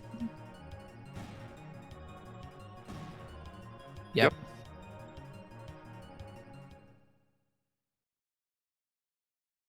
Got a time in the race room of 1:59:20. I think under 2 hours for the amount of places that Batsy had to go is a great time.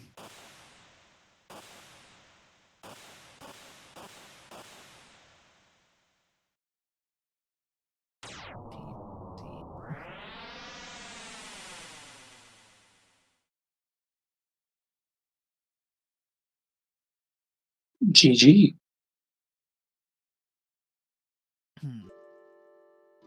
Yeah, and so we'll see where our other two racers finish here, but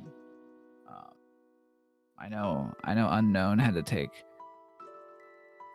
the forfeit in leg one for Team C, but I think Batsy's done a great job of making up some ground, which should make our final leg very exciting.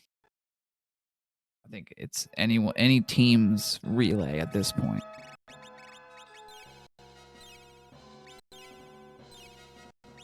Yeah, very much so.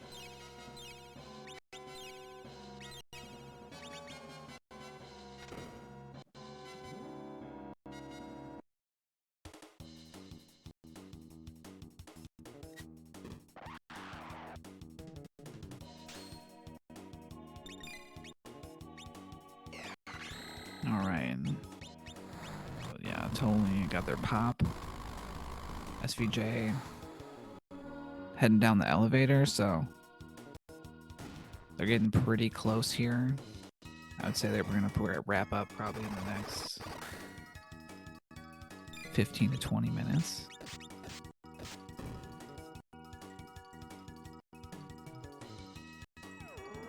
See, we've got Lord Bassy in the chat. Woo, that was fun, but also I'm tired.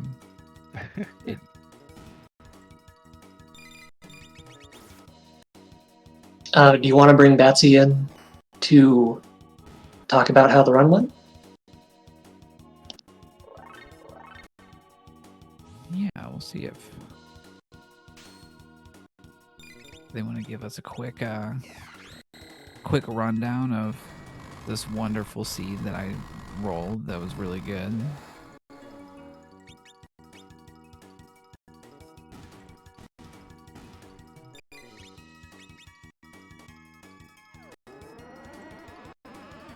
But yeah.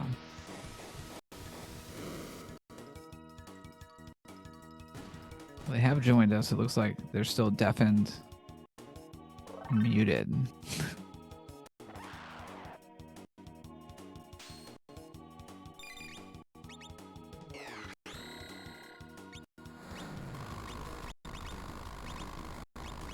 Yeah, we're seeing a different technique from SVJ, using Black Hole, which does non-elemental magic damage to take out the...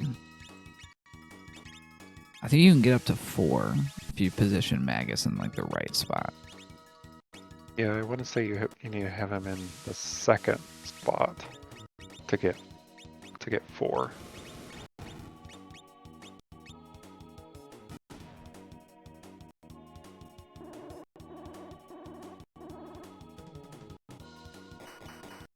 That's another Jets change is in the vanilla game, Black Hole banished enemies to another dimension. So it didn't do any damage. It would just take them off the screen. Like what's that one in? You say that Final like it Fantasy worked VI? reliably. But, yeah, it was a little. The one in Final Fantasy VI is Banish or X-Zone, so yeah. X-Zone, yeah. Yeah. I think the newer translations call it Banish. I'm a nerd for that stuff, sorry, it's late. No worries. But in Jets, it's a non-elemental centered around and Magus, and it does, more than, I thought it was a 1.5 times Dark Bomb and then has the Doom effect. So, welcome, Batsy. Thank you. What did you think of that? That was an interesting one. I've been told that Genodome was required, so I guess it's good that I decided I was too slow for WoW. I figured I could blow stuff in there away safely. And it worked out. But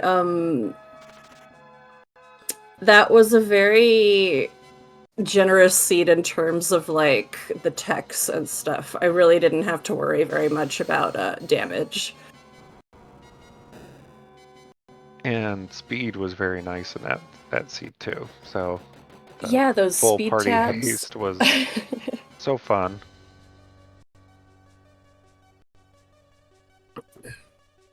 The Proto 4s in Geno dropping speed tabs, just speed everywhere. Mm-hmm. I know, that's why I ducked into that room to fight the extra ones. I figured it was worth it. Oh, and I let the guy catch me by the conveyor belt, too. Because speed tab.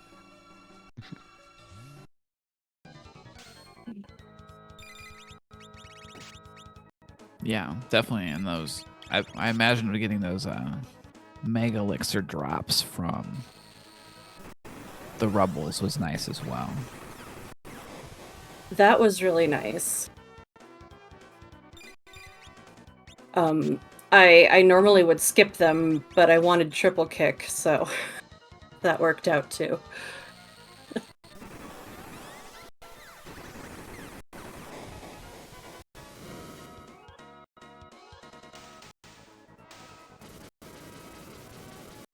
So SVJ going for Omega Flare strats. He's having a load of a time with that. Yeah, that looks like a lot of fun. I definitely considered whether I should look for Magus, but So Magus was behind Cathedral, so that's okay. what one thing he did early. Okay. So Chrono is sitting on top of Dactyl Nest. Okay. I'm lucky Frog was in Burrow, because when I found those sword pieces, I didn't know like where anybody else was. I hadn't checked, so I just fastest one first, and luckily that was him. And we did talk a lot about Magus Castle Go mode, or we should have called it Batsy's Castle at the time. But did you ever consider trying to do one more check? I did, and I just, first of all, it's like late, and I just didn't have like a great idea of where anything might be, and I sort of felt like the checks that I had done up to that point had been kind of that sort of linear progression where I'm like, I don't know how I would have done that much faster. So I just kind of had the feeling that it was the one to take. I suspect I could have gotten go moded one more check, but like, would I have picked the right check? It's always the big question. And so SVJ ended up going the Tyranno Go mode, Okay. but that's because they had done. What did they do different?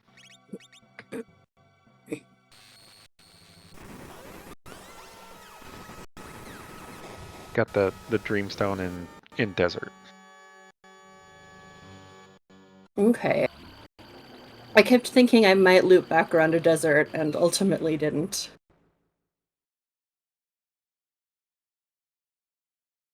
But the Prism Shard was on Woe, which led to the Hero Medal, which led to the Grand Leon. Oh, so that was a wild goose chase.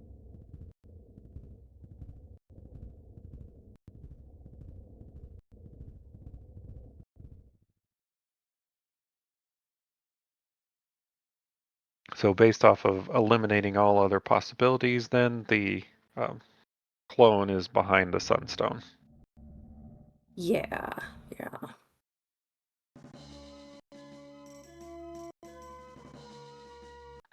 Did I have the trigger? I don't know if I had the Chrono trigger.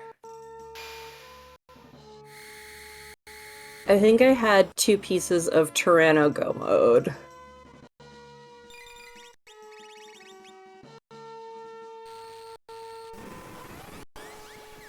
Yes, because the Ruby Knife was on Denadoro, and then the Gate Key was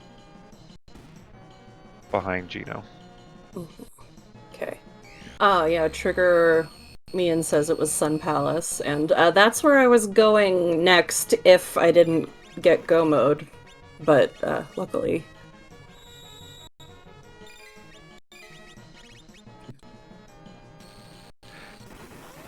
Yeah, it would have been a real gamble to do one more check. There's enough available that it would have taken the right one, and there, from what we know now, there was a lot of wrong that could have happened. Yeah. Like, maybe if I'd had 2 pieces of both the other Go modes, I could maybe try Sun Palace real quick and... But yeah, Magus's castle, maybe I'm just used to it because it did become Batsy's castle, but, like... It's not, like, that much slower, I don't think. So, especially when you come in with, like, firepower, because I had to do enough checks that I was super OP. I think I saw that you were at level 29, like at the flea fight. Yeah, I think I was, like, at levels that I would fight Lavos at around when I entered Ocean Palace.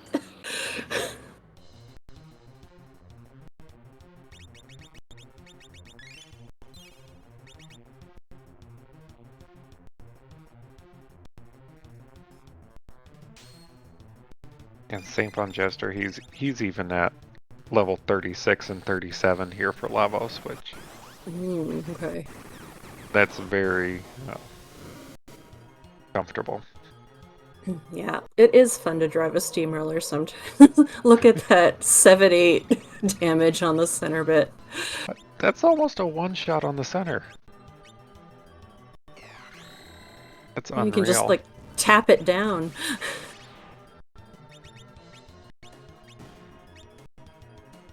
For Magus, that is tapping, so...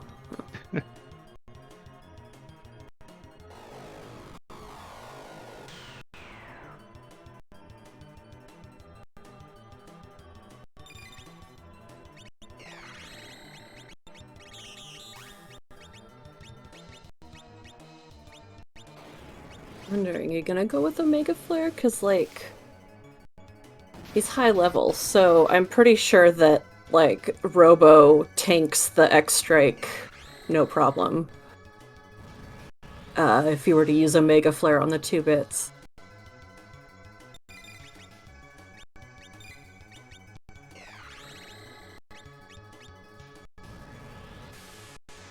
Going with the safe route, that's fine. Mm-hmm.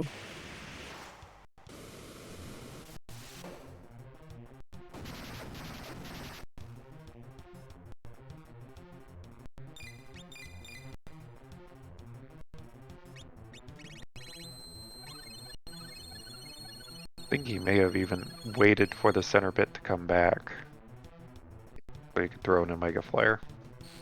Yeah, which is totally a good strategy.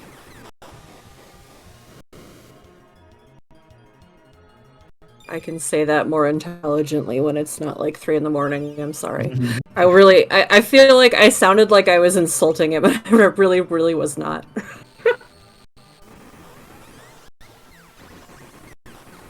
Yes, this should be it. This last. Yep. Oof. We get a race room time of 2:13:53 Say GG in the race room too. for Team B.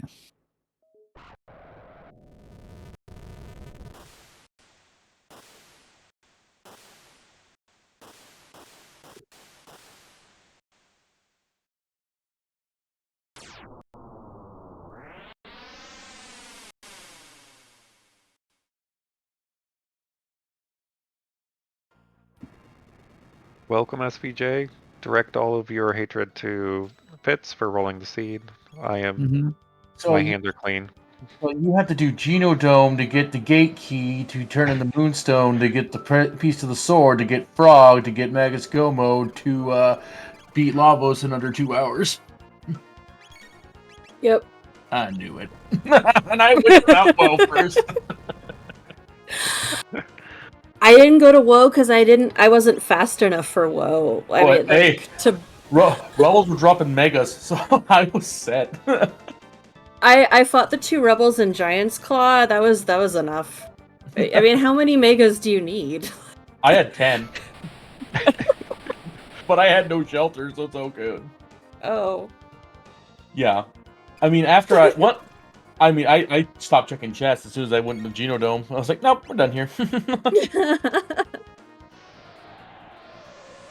No, it's just you made a better choice than I did, and I can't fault you for that.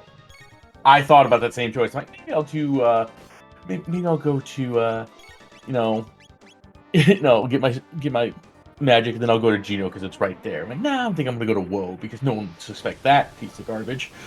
And then it's like, oh hey, by the way, it turned into a Doom Sword. Just like, so it's okay though.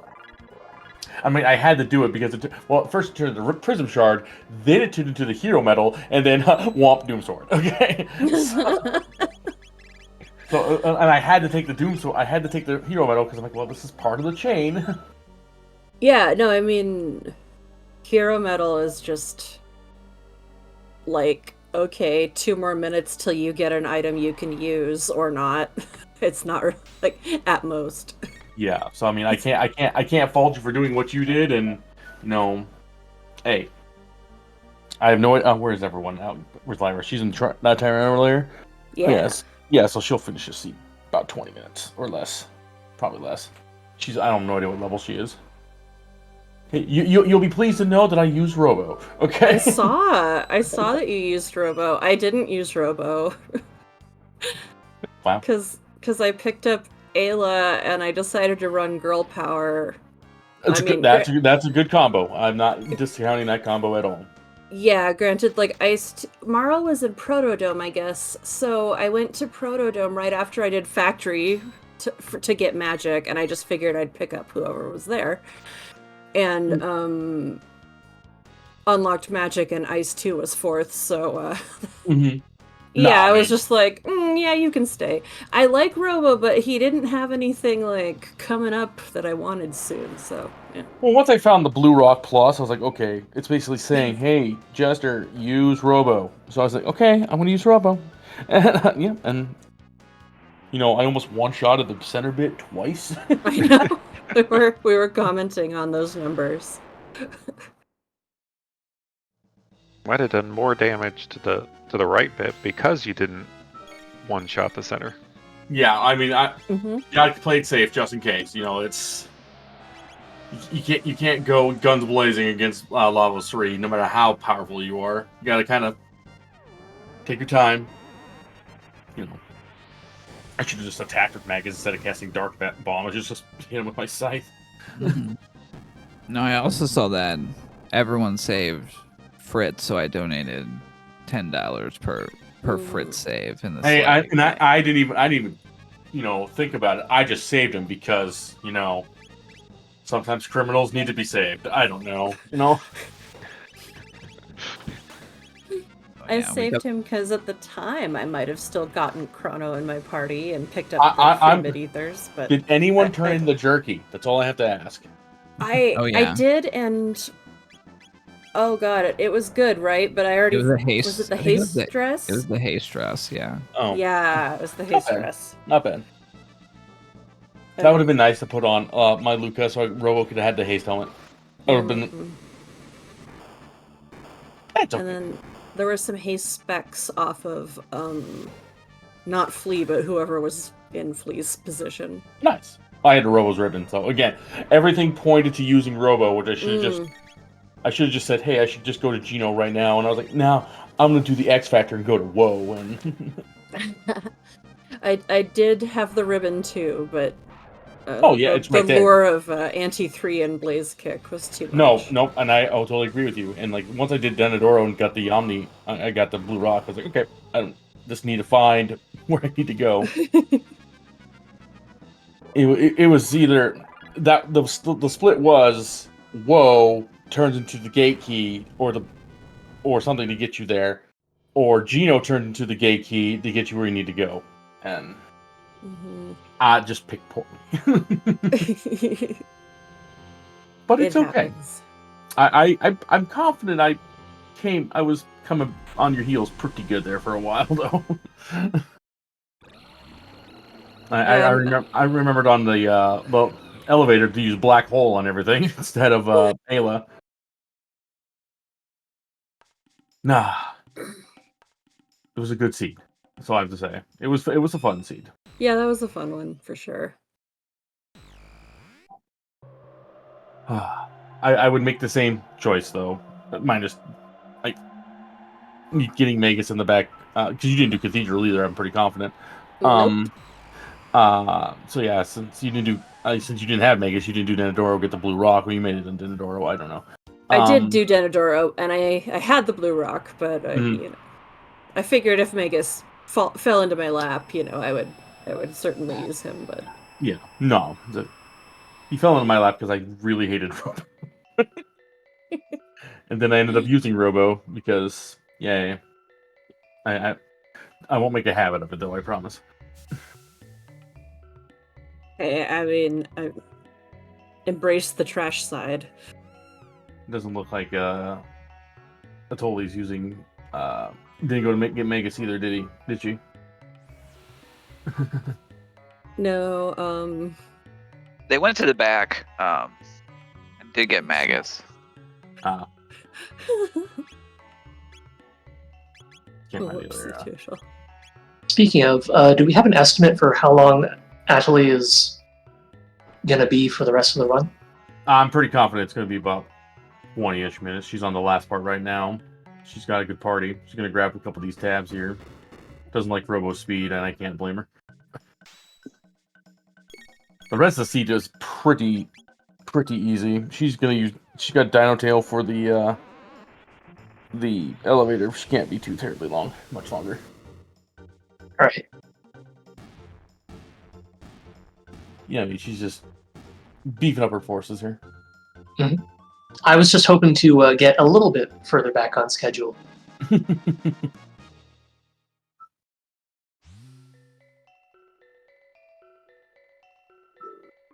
I mean, Guardian was a joke. Yeah, I think our Worlds Collide block is pretty generous. I feel good that we'll be able to I mean, catch up some time here on the schedule. Mm-hmm. I mean, she's good, but this seed was terrible. Understandable. Yeah, Worlds Collide is like, you can't. I don't know what the seed is, but on average, it's a little shorter than Jets of Time too. So we have that too. Yeah, this Mm-hmm. this seed was just. If you didn't go the right way the first time, you were not getting a sub 2. That's unfortunately the right of things. It was impossible. Too slow for woe. Yeah, pretty much. I mean, and if you didn't have the Moonstone, you didn't go back and turn it in to get the other part of the sword. Well, actually, no, that would have been the Chrono triggers. That would have been the clone. Sorry. I think I had the Moonstone, but I never saw the Prism Shard. Yeah, so that would have been the Chrono trigger or the clone.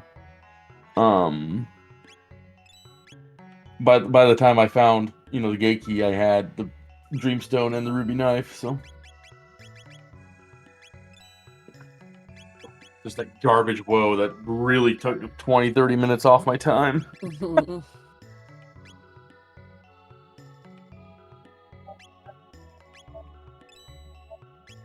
Yeah, it was gross. Yeah, the seed itself was just pretty generous. Hey, yeah. Lavos even dropped a speed tab for it.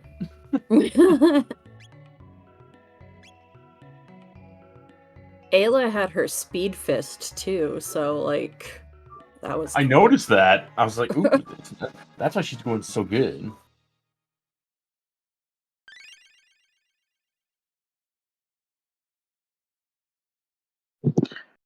Now, Batsy and SVJ, you'll be showing off a different mode tomorrow, right? That is correct. Yes. We are playing the cooperative hit list mode, in which you and a partner explore identical seeds except for your hit lists, which have random bosses on them. And you don't get GG until you both get Gs. Because teamwork. There is an incentive for that too. Yes. Yes, we can add bosses. I'll probably be jumping on that tomorrow. Make sure we get at least try to get one extra. Well, we already got one extra already, so we're at 5. We need at least 6. Oh, 5's nothing. Yeah. Well, Ideally 7. the question's going to be if they're going to donate for 7 bosses, or they're going to donate for one of us to do Lavos, one of us to do Zeal. That's the big question of the day. I mean, is this mutually exclusive? Like, we're like late-ish in the day, right? We got some time to, Oh, yeah. You Yeah. guys are starting at 6:45 p.m. EST, so you'll have to. Yeah. Oh, she's got B sauce too. Yeah, this is easy.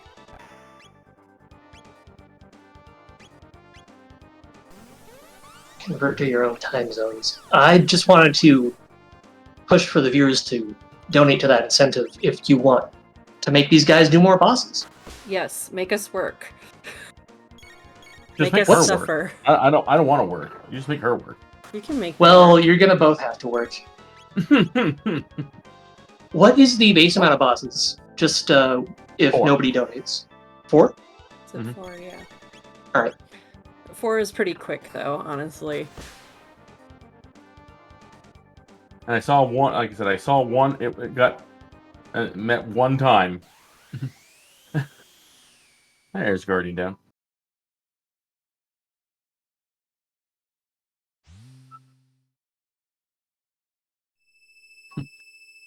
I can hear Atoli in my head right now, thinking that this is a garbage fire seed, and she's correct. You are right, and that one has been added already. Yeah.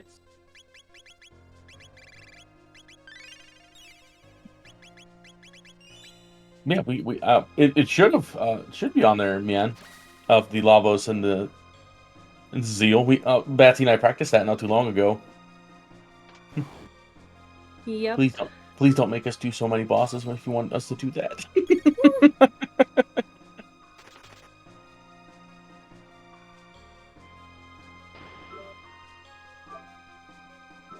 Yeah, she's on high gear right now.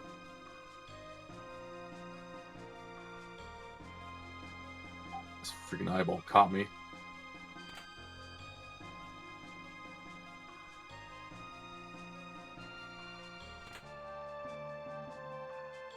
Well, it's nice to see what's in the chests that I skipped. Oh yeah, I didn't open that one. Oh, just a mid-ether. Okay. The incentive Maybe list. they're generous today. They were. There were tons of hyper ethers dropping somewhere though. So. Yeah. Yeah. We told them all about it. Oh, she doesn't know. Mm. I'll have to tell her. You only have to open one. Oh yeah. It's okay. Split. Yeah. So Fizzle Beef, we would do. One of us would do Lavos. One of us would do Zeal. Both the go modes. Normally, it's not required. Yeah, normally in that category you win as soon as your hit list is done.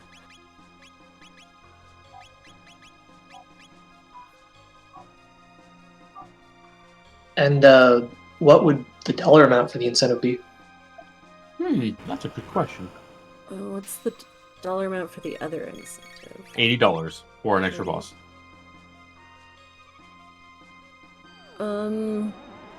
I mean, let's see, Lava Zeal could be a little fancier. We could say that's 100. I don't know. It's a respectable amount. I mean, the big question is how much money is it going to take for me not to kill Fritz? That's we got to talk about that right now. Ooh,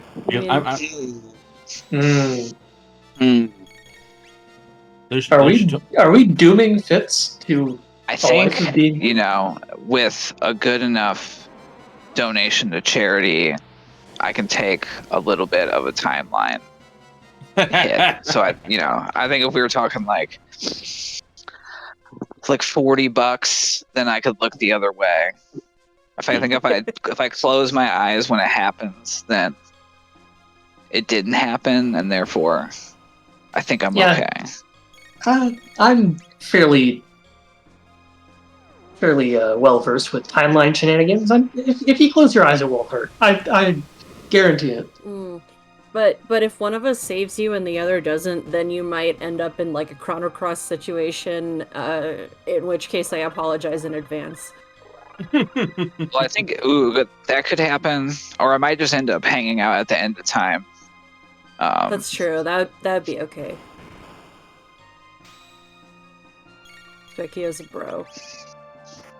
Yeah, I get to hang out with those two. I mean, there's the the magic healing juice there, so.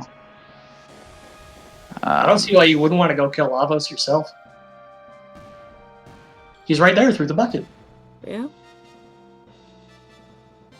Yeah, I'll just spar with Specchio for a really long time. Is that how it and works? then go solo Lavos.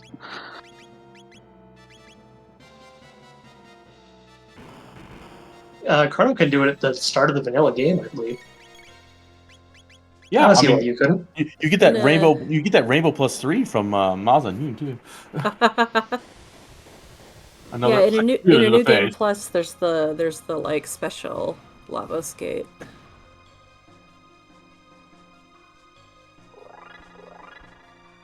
You guys mind if I do my spiel? Go for it. Do all the spiels you like. Mm-hmm. All right. We at the FFR community are running this marathon to benefit the South Carolina Firefighters Burn Children's Fund, which is affiliated with the MUSC Children's Health Hospital, which is short for the Medical University of South Carolina. Their mission is to ease the recovery process for MUSC's pediatric burn patients and their families through supplies and training for the highest quality burn care, direct family support, and education. They do this in a few ways. They provide funding for non-medical items and services critical to the recovery of pediatric burn patients, including wound care and rehabilitative equipment. They provide funding for patients' and families' basic needs during treatment, such as food, lodging, clothing, and transportation. They educate the parents and family members of their patients about burn care and safety, funding for burn recovery handbooks and materials. They fund necessary improvements in supplies to provide the highest quality of burn care, things like pediatric burn hydrotherapy rooms, medications, and dressing supplies. They educate burn care providers by sponsoring advanced burn life support courses for physicians and nursing staff. They sponsor American Burn Association memberships for the pediatric burn team. They encourage burn care conference attendance and continuing education. They support burn patients' emotional well-being during and after treatment by providing child life specialist support, toys and activities for distraction and exercise. They run the Fan Club Support Program, which matches firefighters with burn children to help them return to school and educate their classmates about the kids' experience.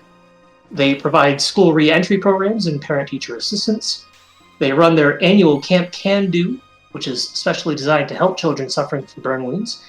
And they help with image enhancement through special clothing, makeup consultations, and wigs. And finally, they promote burn awareness and fire prevention throughout South Carolina by supporting program development, training of fire safety instructors, participation in public awareness campaigns, development of teaching aids, and funding for workshops for fire and life safety educators. Good cause. Love it.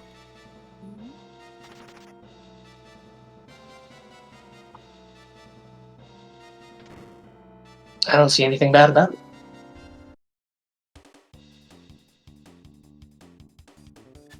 I will say again that a friend of mine had his house burned down pretty recently. He wasn't harmed in the fire, to my knowledge, but this kind of stuff would help prevent that type of thing from happening. Yeah, I mean, a lot of that stuff just sounds, so cool of just like helping kids who've been through, what is a definitely traumatic event, like just be kids, and like we get to like be big kids and play fun video games to help raise money to help kids be kids. So it's like, I don't know. Since the first time I've done one of these, like I always have a a sense of wonder that I can take a fun hobby and do something like tangibly good with it. And every time I get some good warm fuzzies of just everyone coming together from, obviously the racers that put on a show, the commentators that try to explain what's going on, even though sometimes they're very tired because it's really late. To the hosts that read out our donations and remind us while we're here, and definitely everyone that's involved in like organizing something like this. Like there's definitely effort involved, and I always appreciate the event organizers and just herding all of us cats in such a great direction. Did everyone pet the cat? I did. Yep. Couldn't Yeah, we have have said it better myself. full cat percent. Good.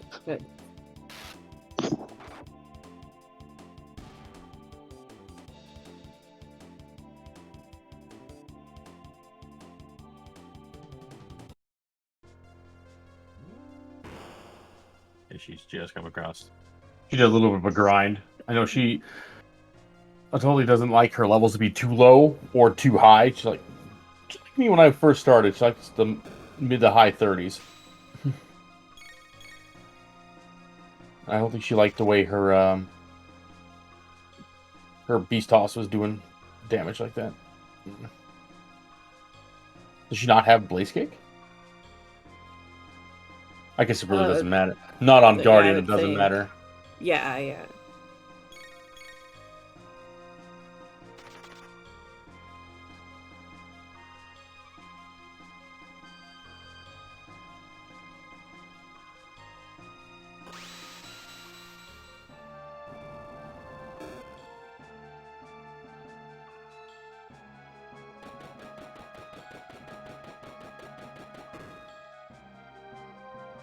Yeah, I guess while we got some time, I'll get a quick plug in. We're our second season of the Jets for Time of Time Racing League. The signups are open. We've got kind of tiered divisions. So if you're a newer racer, or maybe you haven't been playing recently. Generally you kind of get slotted in with people around your skill level, and it's weekly asynchronous races. So that's really nice. I think for sometimes it's hard to schedule everyone at the same time to do a race, and makes it a lot easier to participate. So if you're watching this now, or I guess on demand, and you're curious, definitely join the Discord. A lot of community members have put together a great amount of resources, both to really suit all styles. Like if you're I like to read about it, Wiki is just full of helpful information. If you're more of I kind of want to see it in action, we've got a whole series of Camp Specchio videos on our YouTube that have our experienced runners, some of them we saw tonight, acting as counselors and really talking through their thought process and how they approach these seeds. So if you're curious, check it out, and we've got a lot of helpful people that will get you up to speed.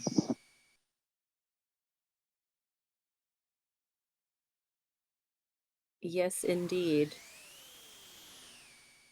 It's so late. I keep wanting to say it, better. But yeah, anyone who signs up for the league, that would make us really happy.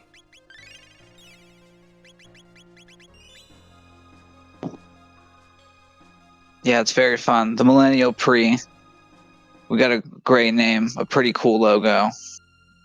And yeah, the first season was a lot of fun. I know I learned a lot just kind of racing the same seeds every week with the same group of people. Mhm. And I don't know. I really like this game. I like the vanilla game a lot, and the randomness combined with like the balancing, I think it keeps it really fresh. And there's a lot of possibilities and interesting choices for us to make Mhm. that can impact runs in significant ways. And I think also there's a lot of viable styles, that I see out of kind of the top tier runners in terms of, we have runners that play on different battle speeds, right? Like we have, some runners are more, I'm not really going to shop at all until like half an hour, 45 minutes into the run. But there's a lot of ways to go fast. And like, I think Batsy, your execution in terms of optimizing your terms in battles is real top tier. We saw a lot of that in the Thank you. Lavos fights. And SVJ is always fun to watch whenever they're streaming just on Appreciate mic. Like that. if we could have cut in to their mic, occasionally, we would have got some colorful Yes. commentary, I'm Yes, sure. you would have. I woke up my family who is currently sleeping right now Oh. with a gigantic F-bomb when I found the Doom Sword. So, oh well. Sorry, I'm only laughing because I would have done the same in your position. Mm-hmm. Oh yeah.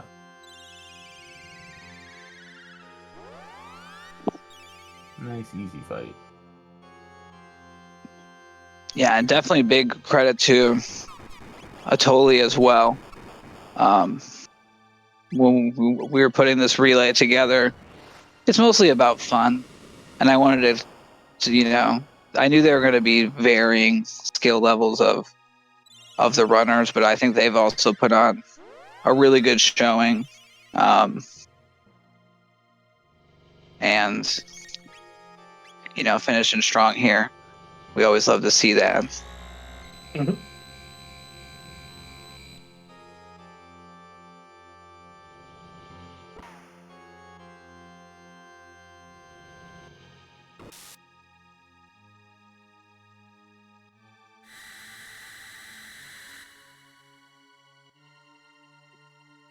So I guess for SVJ and Batsy, while we're watching this finish here, other than your upcoming Jets runs, are there any other runs in the marathon that you're maybe excited to watch or check out later? Well, I know Sunday, before the Final Fantasy VI Worlds Collide race, I'll be running Super Mario Bros. 3 randomizer. Mm. Yeah. And guess what? I'm going to be there for that too. I'm going to be dying a lot. Maybe I'll have to do I a sure donate. hope you don't. Well, why? Are you gonna donate for a deathless run? No. I just want you to. I just want you to be good at the game.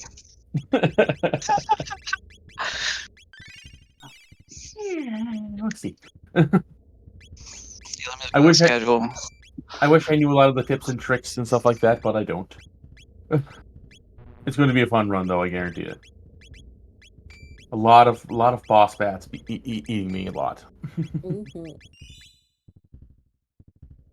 I think I really love, in particular, RPG randomizers in general, and I kind of keep playing more of them and expanding my portfolio. And usually, every one of these, there's one that's like, well, maybe I should just start messing around with that, just for fun, though. I'm not gonna race it or anything.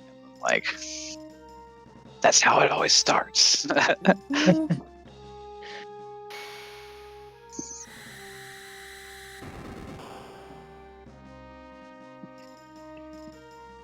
The Overnight Zelda block looks pretty solid. I do love. I'm not really good at any of the what I would call more action-oriented randomizers. Like I can handle moving around, but as soon as I have to start like jumping too, that's kind of now we're asking a little bit too much for me. But I Well, like you don't watching really them. jump very much in Link to the Past. That's you don't true. jump at all in Zelda 1. Just with bombs, just with like bombs and the Pegasus boots. Yeah, but not the like directly. I feel like the skill levels in those games in terms of executing by hitting buttons at the right time Yeah, I get is you. more I of the get hurdle. It's I wild. I enjoy Link to the Past Rando in like a chill multi-world setting where I don't have any time pressure really, but Mhm. Yeah. I tried to pick that one up and I was like, I have fun with this, but I would have to really practice like a lot in order to like maybe win a race every now and then. So Yeah, it's like, ooh. I have enjoyed every Zelda randomizer I've tried, which I think is most of them. I just can't speedrun them to save my life, but they're still really fun casually. I just recently started Ocarina of Time randomizer. Are you liking it? It is fun. It is fun. It is tough, but I can't deny its toughness. It's meant to be tough. I'm confident.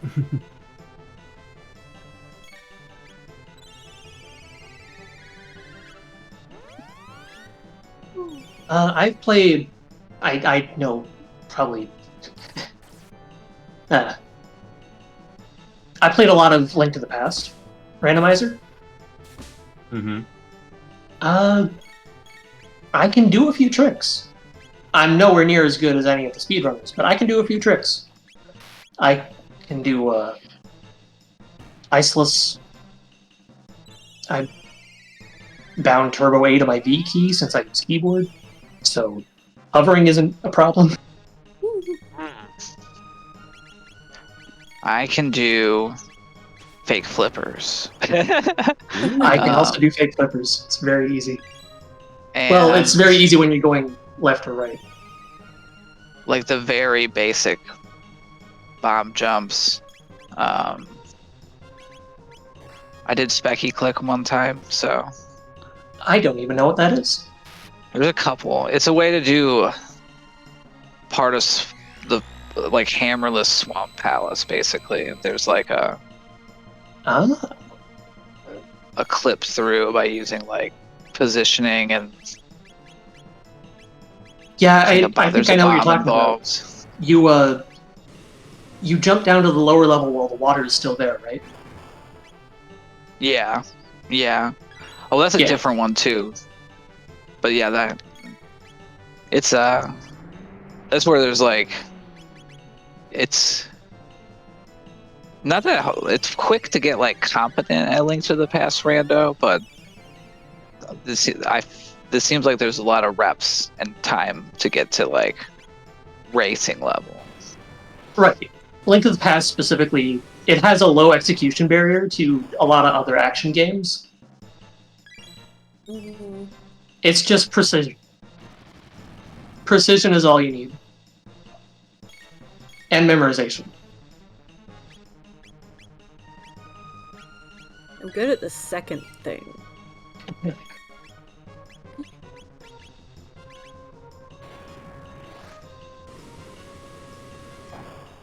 Oh, I just remember this, and Batsy, in your run, we saw you fight Specchio. Oh yeah. And I was curious if that was by design or like because I'd be mashing on the Specchio dialogue a lot, and sometimes I get caught. Well, I sometimes do that too. I did do it on purpose because I think I had just decided that I was probably gonna use Marl, and I'd given Robo some magic tabs, so I figured I would like get another magic tab to give to her instead. Yeah, that makes sense. I hadn't considered that one.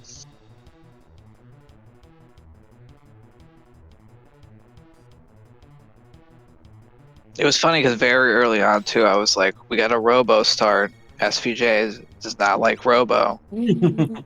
I bet as soon as we see, the opportunity for a fourth character, Robo's gonna get kicked out of the party. But I forgot about the love of Omega Flare.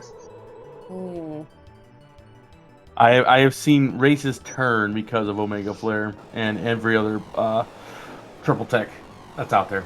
So it's when I got the Blue Rock, it was I had to bring him back. Yeah, if I picked up Magus, I'm sure I would have done the same.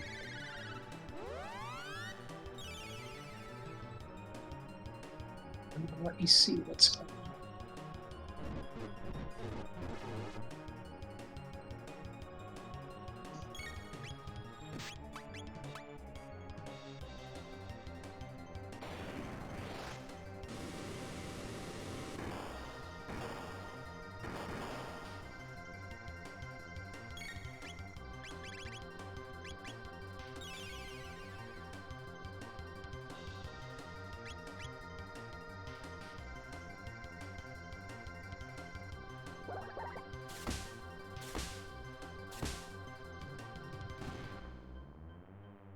Right, nice. Middle one's down.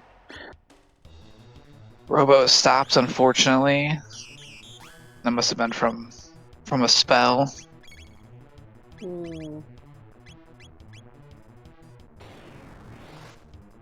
Oh, it's no one's yelling at us yet. We should be good until the end of the fight.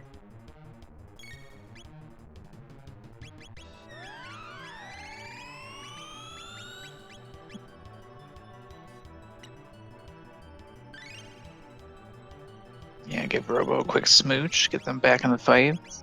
Mm-hmm. Mm-hmm. We got 3 Mega Elixirs. Should be more than enough.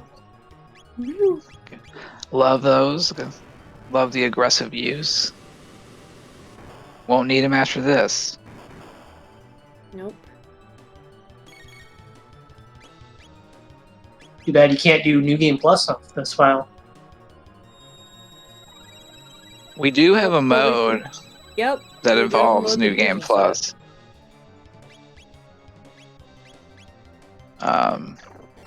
Yeah, because there's Lost Worlds where we start with 3 characters at level 15, magic unlocked, and we only have access to prehistory and future.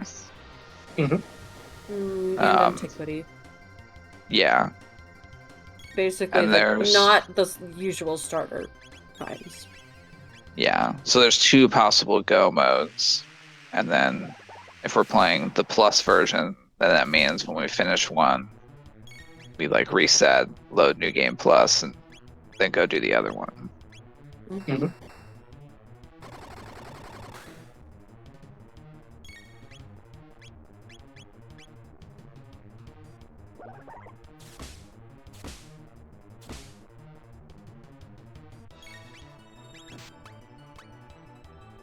I haven't been watching the damage closely, but I've been hearing a lot of kicks and explosions.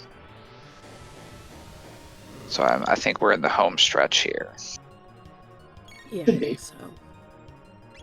Yeah, she's getting it done.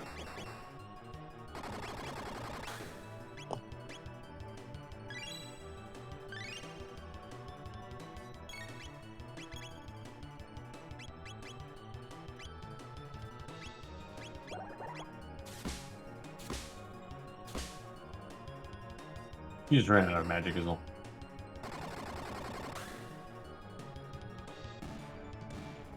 There we There go. it Look at the G race to the room G. time here. 254, 57. Still a very solid time. Yeah, that's really good. For that garbage seed, yeah.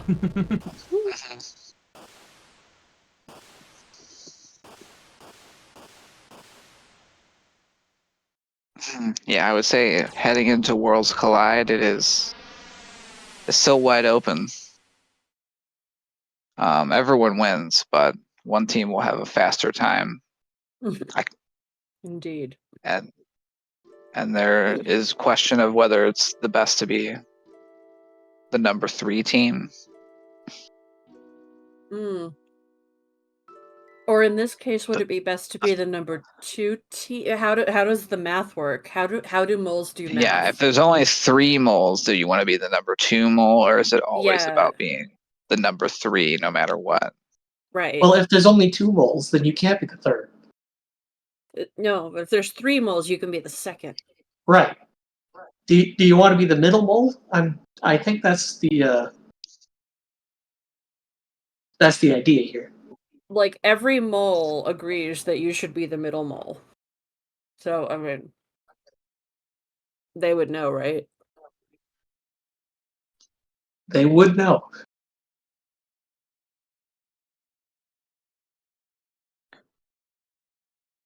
I don't know why Yeah, that with that, joke I is think like my favorite, but I think I'm gonna slide on out of here because I gotta get ready for Worlds Collide.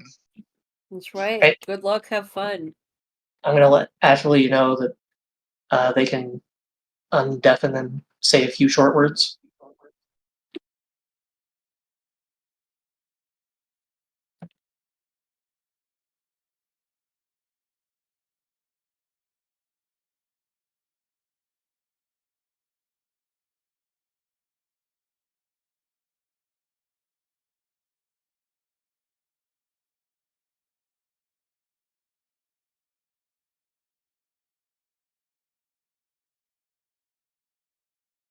GG to everyone, though.